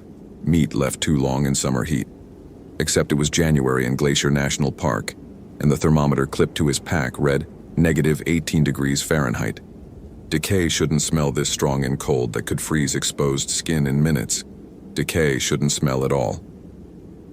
O'Brien had spent 8 years with the Park Service explaining away the inexplicable. Hikers swore they'd seen mountain lions the size of bears, perspective and poor lighting. Campers reported hearing voices in empty wilderness, wind through rock formations and overactive imaginations. A family once insisted their tent had been circled by something that walked on 2 legs but wasn't human, probably a bear with an injured front paw. O'Brien had rational explanations for everything, and he delivered them with the smug certainty of someone who'd never encountered anything his education couldn't classify. The smell was making him reconsider. Madison Garcia had been missing for 6 days, 29 years old, wildlife biologist with the University of Montana, experienced winter camper. She'd been conducting a solo study on wolverine populations along the Going to the Sun Road corridor, an area that should have been straightforward even in winter conditions. Her last radio check-in had been January 14th at 6:32 p.m., her voice calm and professional as she reported coordinates that put her near the Oberlin Creek drainage. She'd mentioned seeing unusual tracks and said she wanted to document them before losing light. No one had heard from her since. The search had been suspended after 4 days, standard protocol when blizzard conditions made helicopter operations impossible and ground teams risked becoming casualties themselves. But the storm had broken yesterday, leaving behind 3 feet of new snow and temperatures that made O'Brien's teeth ache even through his balaclava. He'd volunteered to do a preliminary sweep before committing full SAR resources, partly because he knew the area, mostly because he wanted to prove Garcia had simply had equipment failure and was hunkered down waiting for extraction like any sensible person would. The smell suggested otherwise. He followed it through snow that came up to his knees, his MSR snowshoes sinking deep despite their surface area. The Garmin GPS on his wrist showed Garcia's last known coordinates were another half-mile ahead, but the smell was getting stronger, thick enough now that he could taste it. Copper and rot and something else. Something his brain kept trying to classify as burned hair. The forest here was different. O'Brien had hiked this drainage a dozen times, knew every landmark, every twist of the creek. But the trees seemed wrong now, their bark stripped in long vertical gashes that exposed pale wood underneath. Not animal damage. The marks were too uniform, too deliberate. And there were symbols carved into some of the trunks, crude pictographs that looked vaguely Native American. Stick figures with distended stomachs, mouths open wide, surrounding what might have been a human form. Or might have been prey. O'Brien pulled out his radio. "Base, this is O'Brien. I'm approximately 0.5 miles from Garcia's last known position, seeing some unusual markings on the trees here. Possible historical Native American site. Might want to contact the Blackfeet Tribal Historic Preservation Office before we..." Static burst from the speaker so loud and sudden that O'Brien dropped the radio. It hit the snow, still transmitting that harsh white noise, but underneath it he could hear something else. A voice, high-pitched and desperate, speaking too fast to understand. Then it cut out completely, leaving silence so absolute that O'Brien realized he couldn't hear anything. No wind, no distant bird calls, nothing. He picked up the radio and tried again. Dead. The battery indicator showed full charge, but the device refused to power on. His phone was the same, full bars of signal according to the screen, but when he tried to dial out, nothing happened. The iPhone's touchscreen felt warm despite the cold, and when he looked closer, he saw condensation forming inside the glass, moisture that shouldn't be possible in air this dry. Something was wrong with the temperature. O'Brien's thermometer still read -18, but he was sweating inside his layers. The air around him felt thick, humid, tropical. He pulled off his glove to touch a tree trunk and jerked his hand back. The bark was hot, fever hot, and that smell of decay was coming from inside it, from the wood itself. Madison Garcia's camp was in a clearing another 200 yards ahead. O'Brien approached slowly, every rational instinct screaming that this violated multiple principles of physics and biology, and he should document it carefully, scientifically, while a deeper, older part of his brain whispered that he should run. The tent was shredded, not torn by weather or animals, but shredded, long parallel cuts through the nylon that exposed the interior.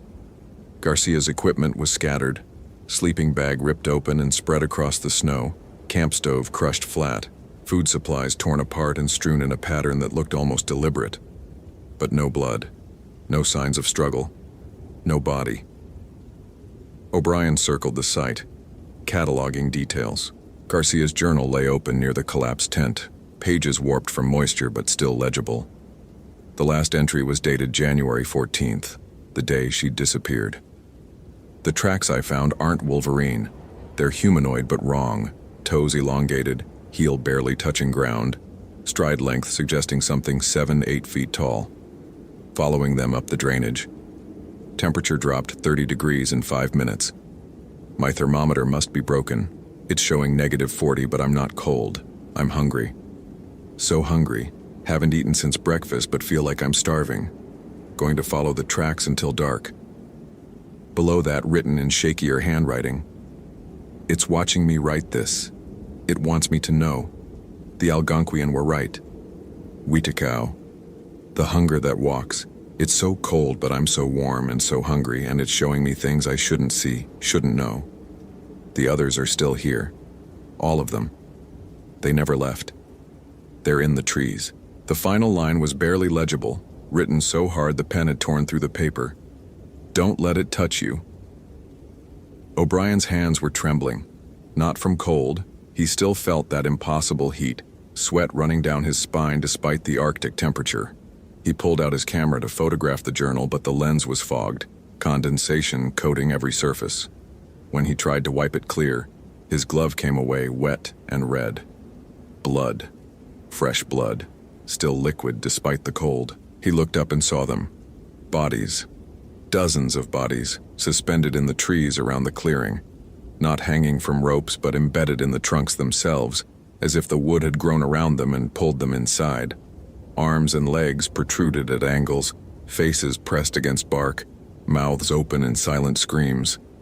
Some were fresh enough that he could see ice crystals on their eyelashes. Others were mummified, preserved by cold and something else, something that had hollowed them out and left only skin stretched over empty rib cages. He recognized Madison Garcia in the closest tree. Her face was peaceful, almost serene, pressed against the trunk 20 feet up. Her eyes were open and they tracked his movement. O'Brien stopped breathing.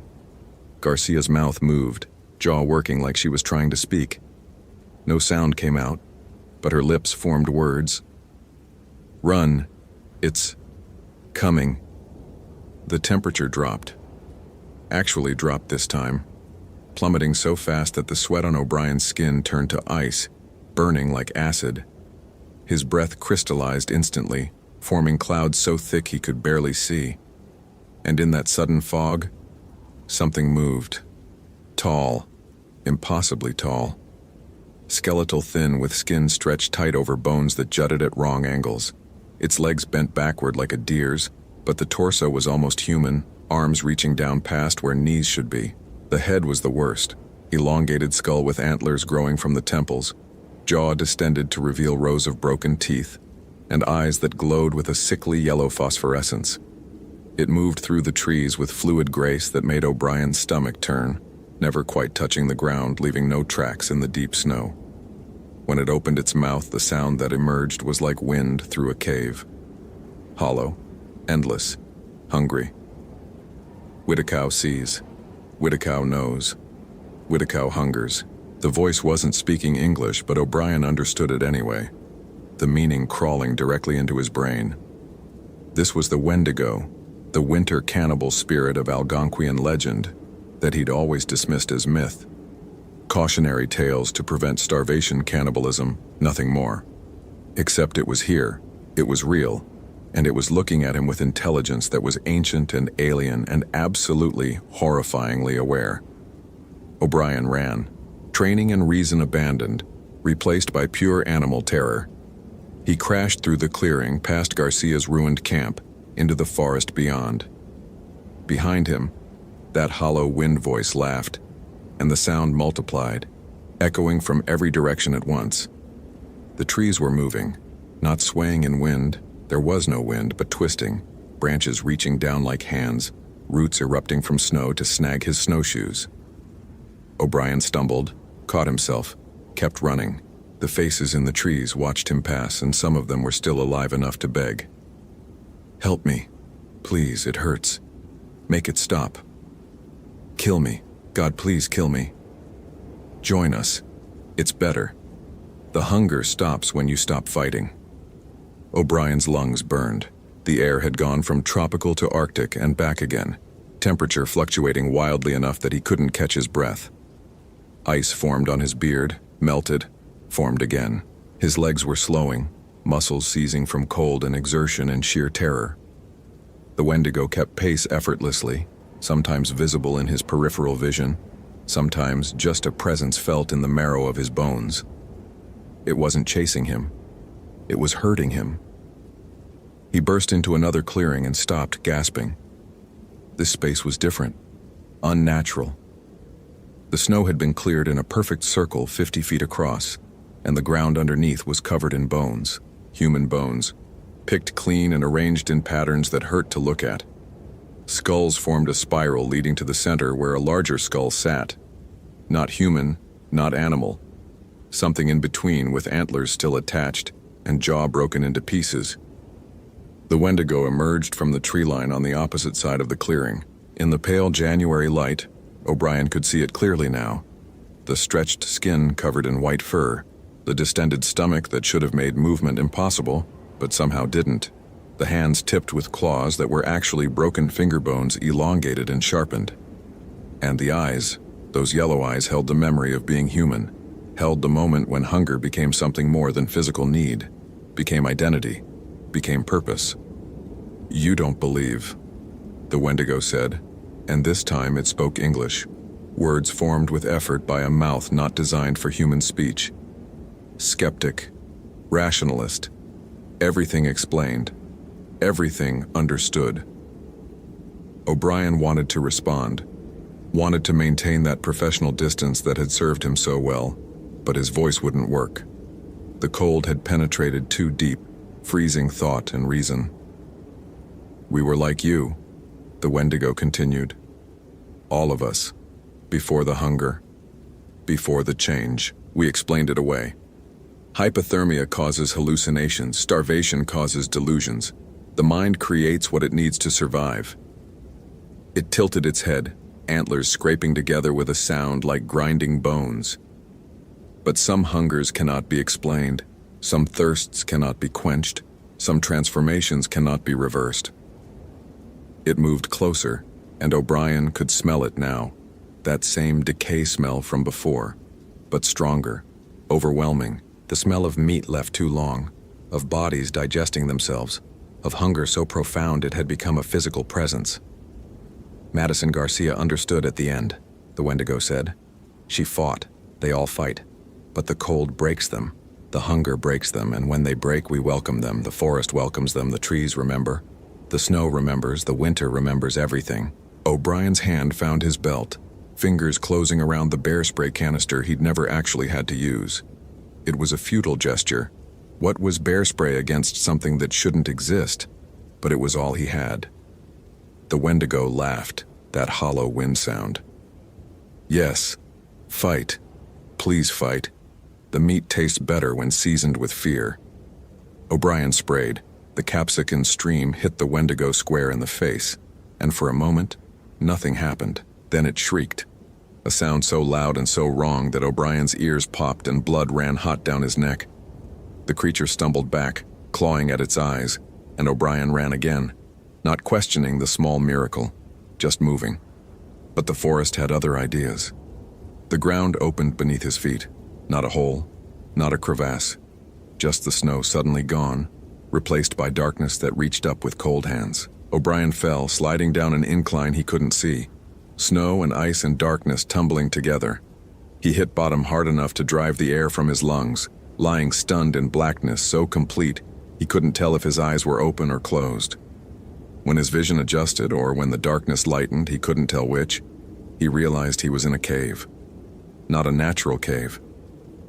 The walls were lined with more bodies, but these were older, mummified by extreme cold into leather and bone. They sat in alcoves carved into ice, positioned carefully, reverently like a gallery. And they all faced the same direction, toward the center of the chamber, where something massive crouched in shadow.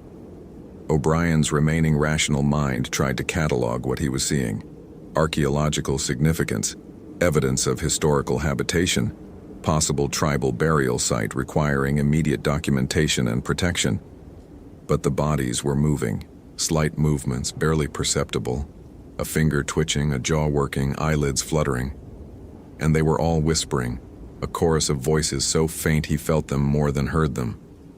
Hungry, so hungry, always hungry, never full, never satisfied, never enough. The shape in the center stirred, larger than the Wendigo above, older, more completely transformed. This was the source, the first, the original hunger that had spawned all the others.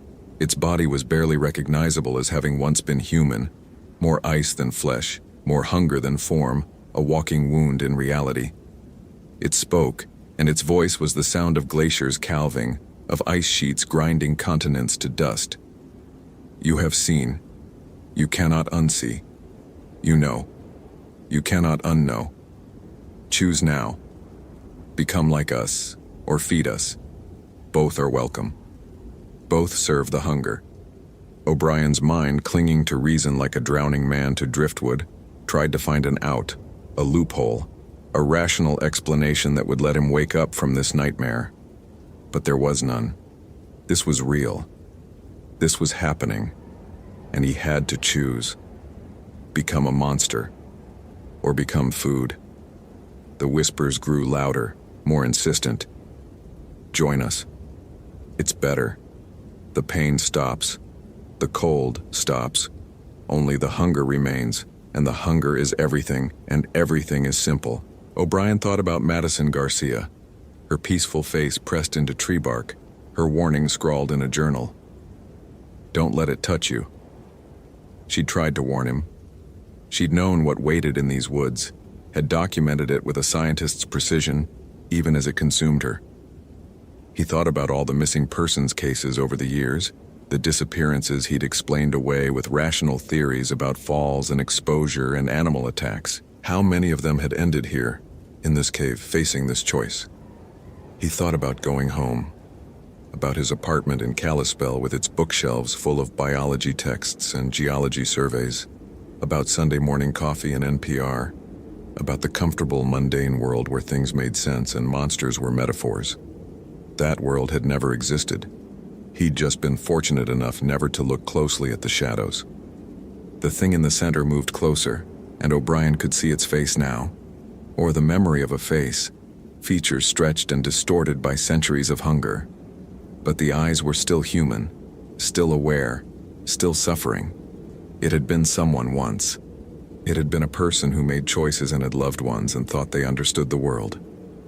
Choose, it said again, reaching out with hands that were ice and bone in desperate need. Thomas O'Brien, 8-year veteran of the Park Service, man who'd built his identity on skepticism and rational thought, who'd never met a mystery he couldn't explain, made his choice.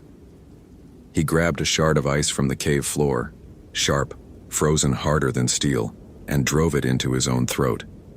Better to die human than live as that.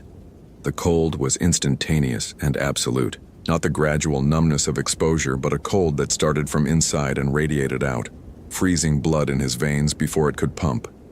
His vision darkened at the edges, consciousness fading, but not fast enough. The Wendigo from above was there, moving impossibly fast, catching him before he hit the ground. It pressed a clawed hand over the wound, and O'Brien felt something worse than death flowing into him. Hunger, pure and absolute, the need to consume that transcended all other thought. No escape, it whispered. No easy deaths, no endings, only transformation, only hunger, only winter. O'Brien tried to scream, but his throat wouldn't work, vocal cords frozen. He felt his body changing, cells crystallizing, humanity draining away like water through cupped hands.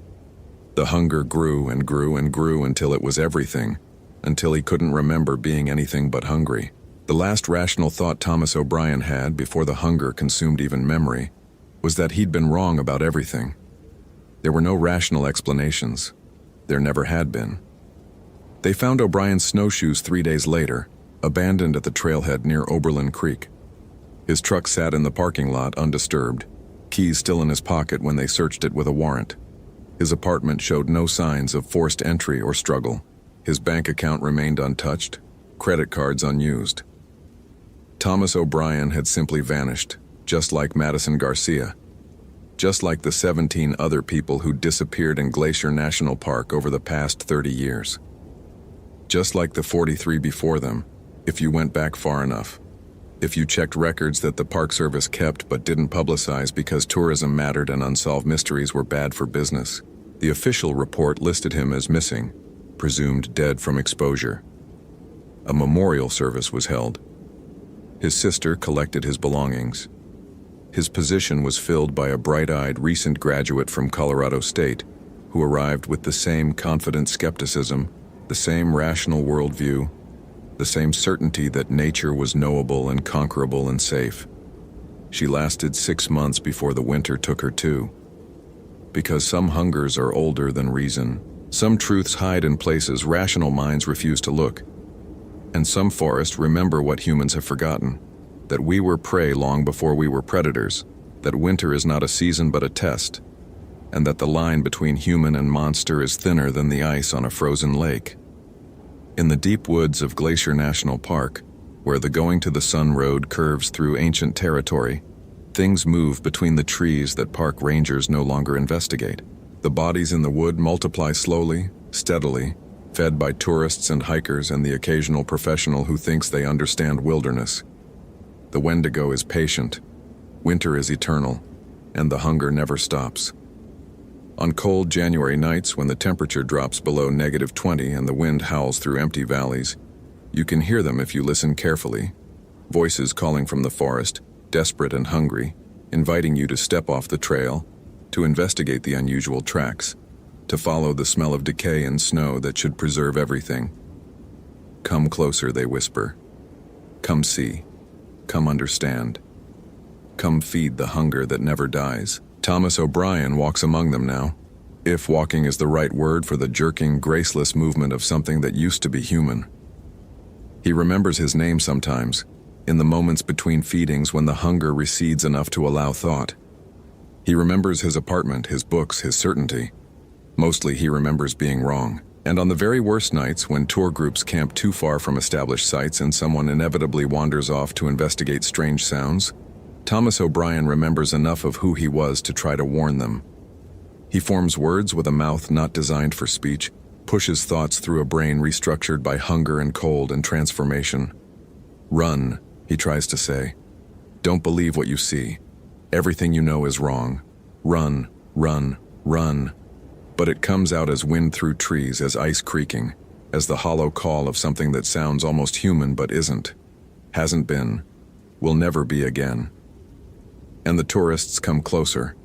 They always do, because humans are curious creatures, and certainty is a comfortable lie, and the forest always needs more bodies to fill the trees. The Wendigo sees, the Wendigo knows, the Wendigo hungers, and the hunger never stops. Hope you felt genuine terror. If you appreciate authentic horror rooted in real folklore, consider following for more stories. Which moment scared you most? Share your theory about what happened.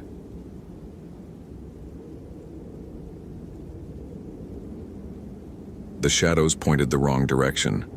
Robert Fitzgerald noticed it first at 11:47 a.m., when the sun hung almost directly overhead, and his own shadow should have been a tight circle at his feet, but instead stretched 15 feet to the east, impossibly long, impossibly dark, and moving independent of his body when he shifted his weight. He stood motionless for 30 seconds, watching his shadow sway and ripple like fabric underwater, while he remained perfectly still, and his rational mind, his Berkeley biology degree, his 3 years of empirical fieldwork, his absolute certainty that the universe operated on observable laws, began to fracture at the edges. Big Bend National Park in late June was a furnace. The Chisos Mountains rose from the Chihuahuan Desert like bones breaking through skin, all exposed rock and sparse vegetation, and the South Rim Trail, where Robert conducted his raptor survey, climbed to 7,400 feet through terrain that killed unprepared hikers with methodical efficiency every summer. He'd started at dawn, documenting peregrine falcon nest sites, and the morning had been routine until the shadows stopped obeying physics. Robert pulled out his iPhone, confirmed the GPS coordinates, checked the compass app. All functional. The sun's position matched the expected azimuth for June 24, 2015, at this latitude. His shadow should not be pointing east. His shadow should definitely not be moving when he stood still. He raised his hand. His shadow raised its hand 3 seconds later. The movement delayed, asynchronous. Robert felt his pulse accelerate, felt sweat that had nothing to do with the 100-degree heat prickle across his scalp. He was a scientist. He documented anomalies. He turned on his phone's camera and recorded video of his shadow moving independent of his body, moving with liquid grace, fingers spreading wider than his own, head tilting at angles his neck couldn't achieve. After 2 minutes of recording, Robert's phone died. Full battery to black screen in an instant, the device hot enough to burn his palm. He dropped it, watched it clatter on the limestone trail, and when he looked back at the ground, his shadow was normal again, a tight oval at his feet, perfectly aligned with the overhead sun. The ranger's station had dispatched him that morning to investigate a missing person report. Connor Burke, 19 years old, from Austin, 2 days overdue from a solo backpacking trip on the South Rim. Standard protocol. Robert would hike the route Connor had filed with the park office, check the established campsites, document any signs of the missing hiker. The park saw 3 to 5 missing persons cases every year, usually ending with embarrassed hikers who'd lost track of time or taken wrong turns. Robert had participated in 7 searches during his 3 years at Big Bend. 6 had been false alarms. 1 had been a body, heat stroke, empty water bottles, preventable tragedy. Connor Burke's disappearance had a detail that bothered the chief ranger enough to mention it twice during the briefing. This was the 4th person to go missing on the South Rim Trail in the past 18 months. The other 3 had been found eventually, 1 dead from exposure, 2 alive but suffering from what the incident reports diplomatically termed severe psychological distress and dehydration-induced confusion. Both survivors had been hospitalized in Alpine, and both had been unable or unwilling to provide coherent accounts of their experiences. Robert hadn't thought much about the pattern until his shadow started moving on its own. He retrieved his dead iPhone, slipped it into his pack, and continued up the trail. The rational explanation was heat stroke beginning to affect his perception. The desert played tricks on human neurology. Dehydration, hyperthermia, exhaustion could all produce hallucinations. Except Robert had consumed 3 liters of water since dawn, his core temperature was regulated, and his cognitive function remained sharp. He could recite the periodic table backwards, could calculate the hypotenuse of the triangle formed by his elevation gain and lateral distance traveled. His brain was working fine. And his shadow had moved independent of his body. The South Rim Trail climbed through a landscape that looked like Mars. Red rock, sparse vegetation, sky so blue it hurt to look at directly. Robert passed through a section of trail where erosion had exposed a rock face, and he noticed something he'd missed on previous surveys. Symbols carved into the stone. Not petroglyphs. These were fresh, sharp-edged, cut within the past few years. They formed a sequence. Circles with radiating lines, triangles within triangles, glyphs that resembled eyes or stars or both. Robert photographed them with his backup camera, a Nikon DSLR that still functioned.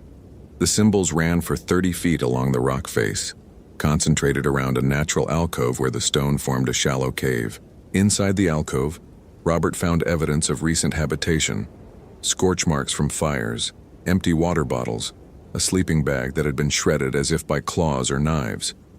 And on the back wall of the alcove, painted in something dark that might have been blood, more symbols, the same repeating patterns but larger, more complex, arranged around a central image that made Robert's stomach tighten.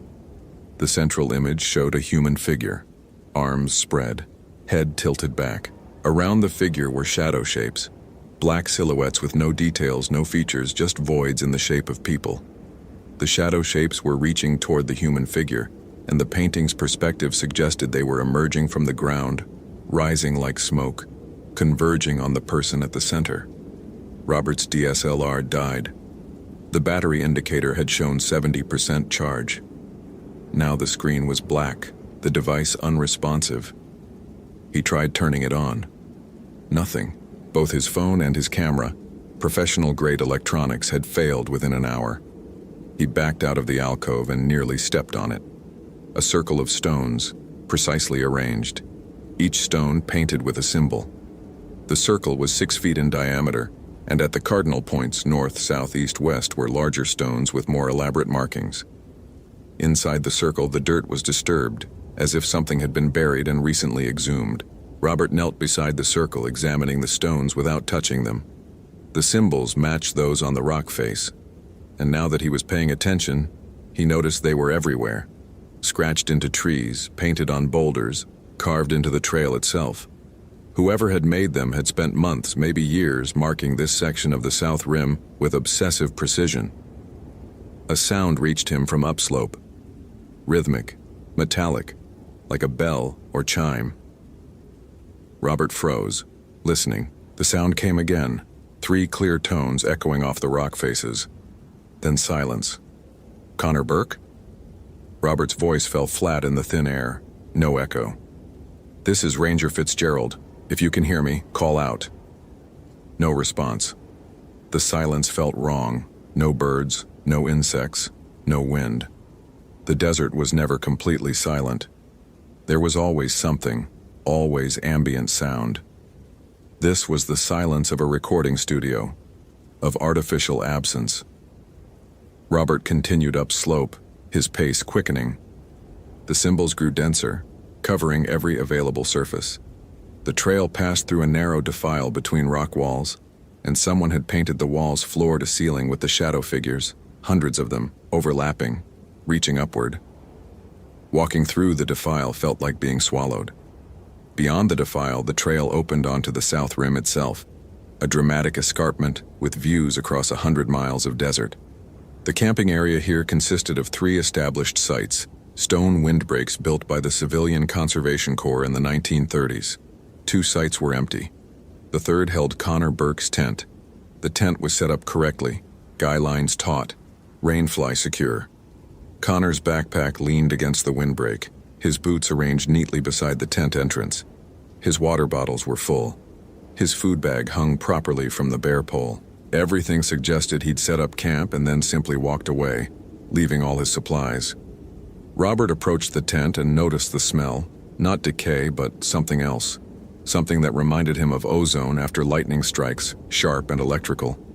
The tent's fabric was covered in a thin layer of dust that had settled in patterns, and those patterns formed shapes, silhouettes, shadow figures pressed against the nylon as if they'd stood outside the tent, their forms leaving impressions in the dust.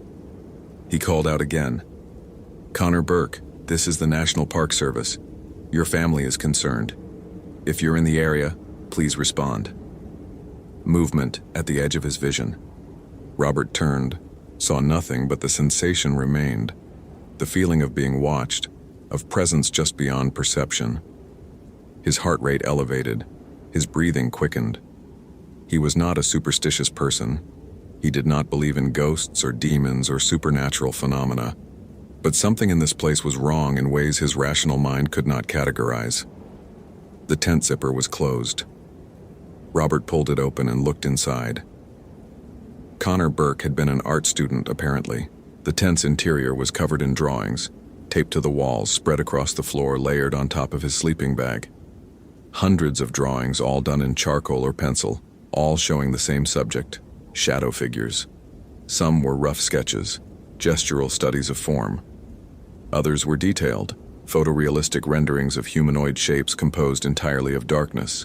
The most recent drawings showed the figures in a circle, surrounding a human form, presumably Connor himself. And in these drawings, the shadows were reaching out, touching, pulling. The final drawing, the one lying on top of Connor's sleeping bag, showed a figure walking into a cave mouth surrounded by shadow shapes, and the figure was smiling. Robert backed out of the tent, his professional detachment dissolving completely. This was not heat stroke. This was not confusion. Connor Burke had spent days documenting something he was seeing, something that had ultimately led him away from safety. And whatever he'd been seeing had left physical evidence. The symbols, the paintings, the dust patterns on the tent. A shadow moved across the ground to Robert's left. He turned toward it, saw nothing that could have cast it. The sun was directly overhead. There were no clouds. The shadow slid across the limestone like oil, humanoid in shape, and it moved toward the trail that led north, away from the established route, into the backcountry where hikers were prohibited from camping. Robert should have radioed for backup. Should have documented the scene, returned to the station, filed a report. Instead, he followed the shadow. Not because he wanted to, but because his rational mind demanded explanation, demanded evidence, demanded proof that what he was experiencing had a basis in observable reality. The shadow led him north along a narrow trail that didn't appear on any map. The trail wound between rock formations, descended into a canyon that cut through the mountain's flank. The canyon walls were covered in symbols, thousands of them, layered across decades or centuries. Some were weathered, ancient, others were fresh, painted recently. The canyon floor was stone scoured by flash floods, and along the walls were alcoves, natural shelters worn into the rock. One alcove was larger than the others, deep enough to qualify as a cave. The shadow moved toward it, then disappeared at the threshold. Robert stopped at the cave entrance, his pulse hammering. The rational part of his brain was screaming at him to retreat, but the curiosity that had made him a scientist overrode caution. He pulled his flashlight from his pack, clicked it on. The beam illuminated the cave's interior, 20 feet deep, 10 feet wide, ceiling high enough to stand. The walls were covered in paintings, and these were not amateur work. These were sophisticated, executed with skill and precision, depicting scenes that Robert's archaeological training recognized as ritualistic. The paintings showed gatherings, groups of robed figures arranged in circles, arms raised, surrounding central altars. The altars held offerings, animals, objects, and in some images, human forms. The robed figures were painted in red and white, but surrounding them, emerging from the ground and walls, were the shadow figures, rendered in pure black, consuming light. At the back of the cave was an altar, and this one was not painted. It was real. Stone table, 3 feet high, covered in wax from hundreds of burned candles. The altar's surface was stained dark, and arranged on it were objects, bones, animal and human, crystals, coins, photographs. The photographs showed people, and Robert recognized one, Connor Burke, smiling, a selfie taken on a hiking trail. There were other photographs, 12 of them. Robert examined each one, his hands shaking. 3 of the faces he recognized from incident reports, the missing hikers from the past 18 months. The others were strangers, but their photographs had been placed on this altar alongside bones and ritual components, and Robert understood with sickening clarity that this was not a historical site. This was active. Someone was using this cave. Someone was conducting ceremonies, someone was taking hikers. Robert's flashlight flickered, dimmed, died. He shook it, tried replacing the batteries from his pack. The new batteries were dead too, fully charged lithium cells that should have worked for 20 hours. He stood in complete darkness, in a cave decorated with ritual paintings, surrounded by evidence of human sacrifice or abduction, or something his rational mind refused to name. Then the darkness moved. It didn't swallow the light or fill the space. It moved, it shifted, it became shapes. Robert saw them with his eyes closed, saw them when he opened his eyes, saw them regardless of whether light existed, because they were not absence of light but something else, something that existed adjacent to normal perception. The shadow figures rose from the cave floor, formed from nothing, humanoid but wrong, too tall, too thin, limbs that bent at too many joints. They had no faces, no features, just the suggestion of heads and eyes and mouths where details should exist. Robert tried to run. His legs wouldn't respond. Paralysis locked his muscles, the same response people describe during sleep paralysis. But he was awake, fully conscious, unable to move while the shadow figures surrounded him. They touched him. Their contact felt like cold, like pressure, like fingers made of ice water pressing into his skin. Where they touched, sensation vanished. Not numbness, but absence, as if those parts of his body ceased to exist. Robert tried to scream. His voice wouldn't work. One shadow figure leaned close, its featureless face inches from Robert's, and it spoke. The voice came from inside his head, bypassed his ears completely, vibrated directly in his skull. You see us now. You cannot unsee. You are marked. Other voices joined it, overlapping, a chorus of whispers. The unbeliever sees. The skeptic knows. The rational mind breaks. The shadow takes. We have waited. We have called. 4 came before. 4 were prepared. You are 5. 5 completes the circle. 5 opens the door. Robert's paralysis broke. He staggered backward, crashed into the cave wall, his hands finding purchase on stone. The shadow figures didn't pursue. They remained in the cave's center, swaying, their forms rippling like fabric in wind that didn't exist. He ran, out of the cave, down the canyon, his feet slipping on stone, his breath coming in ragged gasps. Behind him he heard nothing. No footsteps, no pursuit, but the feeling of being followed, of being watched, pressed against his back like physical weight. Robert emerged from the canyon onto the South Rim Trail and nearly collided with another person. He stumbled, caught himself, looked up, and saw Connor Burke. Connor stood on the trail, wearing the same clothes from his missing person photo: green shirt, khaki pants, hiking boots. He looked healthy, uninjured, calm. He smiled at Robert, and his eyes were wrong, pupils too large, reflecting light like an animal's. "Ranger Fitzgerald," Connor said, his voice perfectly normal. "I've been waiting for you." Robert's training reasserted itself. "Connor Burke? Your family is looking for you. Are you injured? Do you need assistance?" "I'm not injured," Connor said. "I'm enlightened. They showed me. The shadows showed me what exists beyond the light. Do you want to see?" "Connor, you've been missing for 2 days. You need medical attention. Come with me back to the station." Connor's smile widened. "I haven't been missing. I've been here, with them, learning. They've been waiting for someone like you, someone who doesn't believe, so that when you see, when you know, your testimony will be undeniable. You're a scientist. You document evidence. They want you to document them."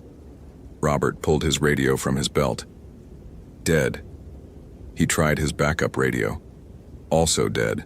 Every electronic device he carried had been systematically disabled. "They don't like technology," Connor said. "Technology is light, electricity, energy. They are absence. They consume. You can't call for help. No one can hear you. We're alone here, and they're waiting." "Who's waiting?" "Connor, who are you talking about?" Connor gestured toward the canyon. "The Order of the Empty Dark. They've been working here for 30 years, conducting the rituals, making the offerings, thinning the barrier between our world and theirs.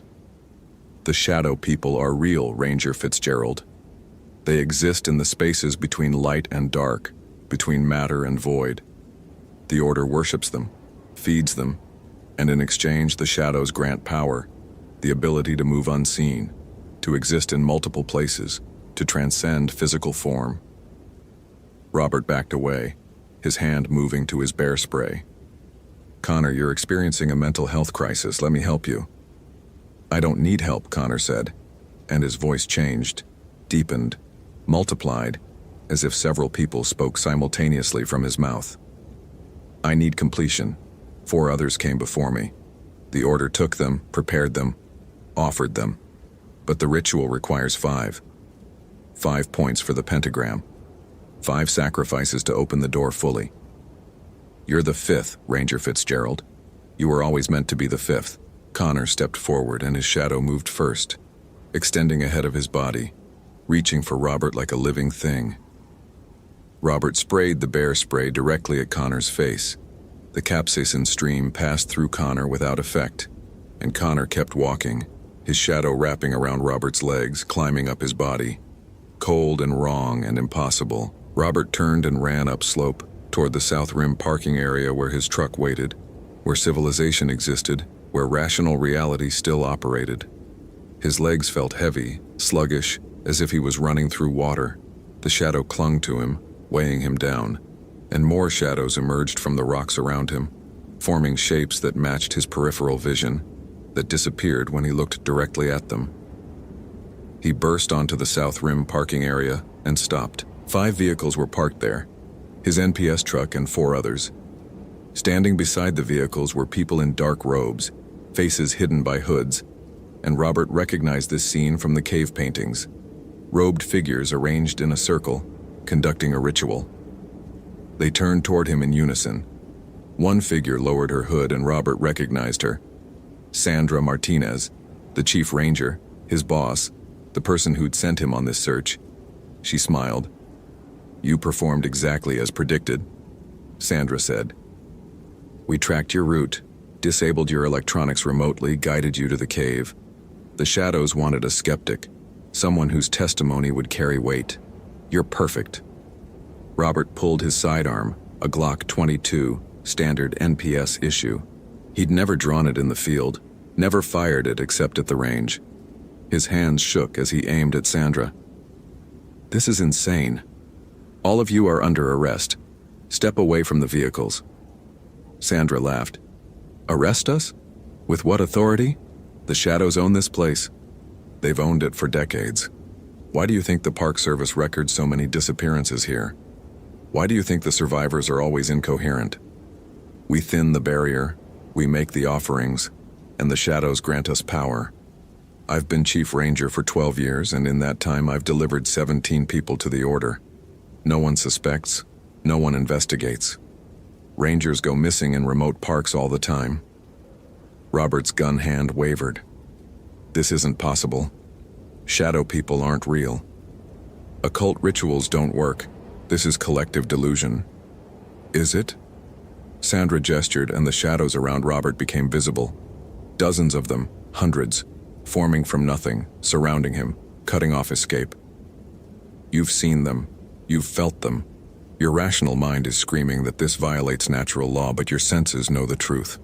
They're real.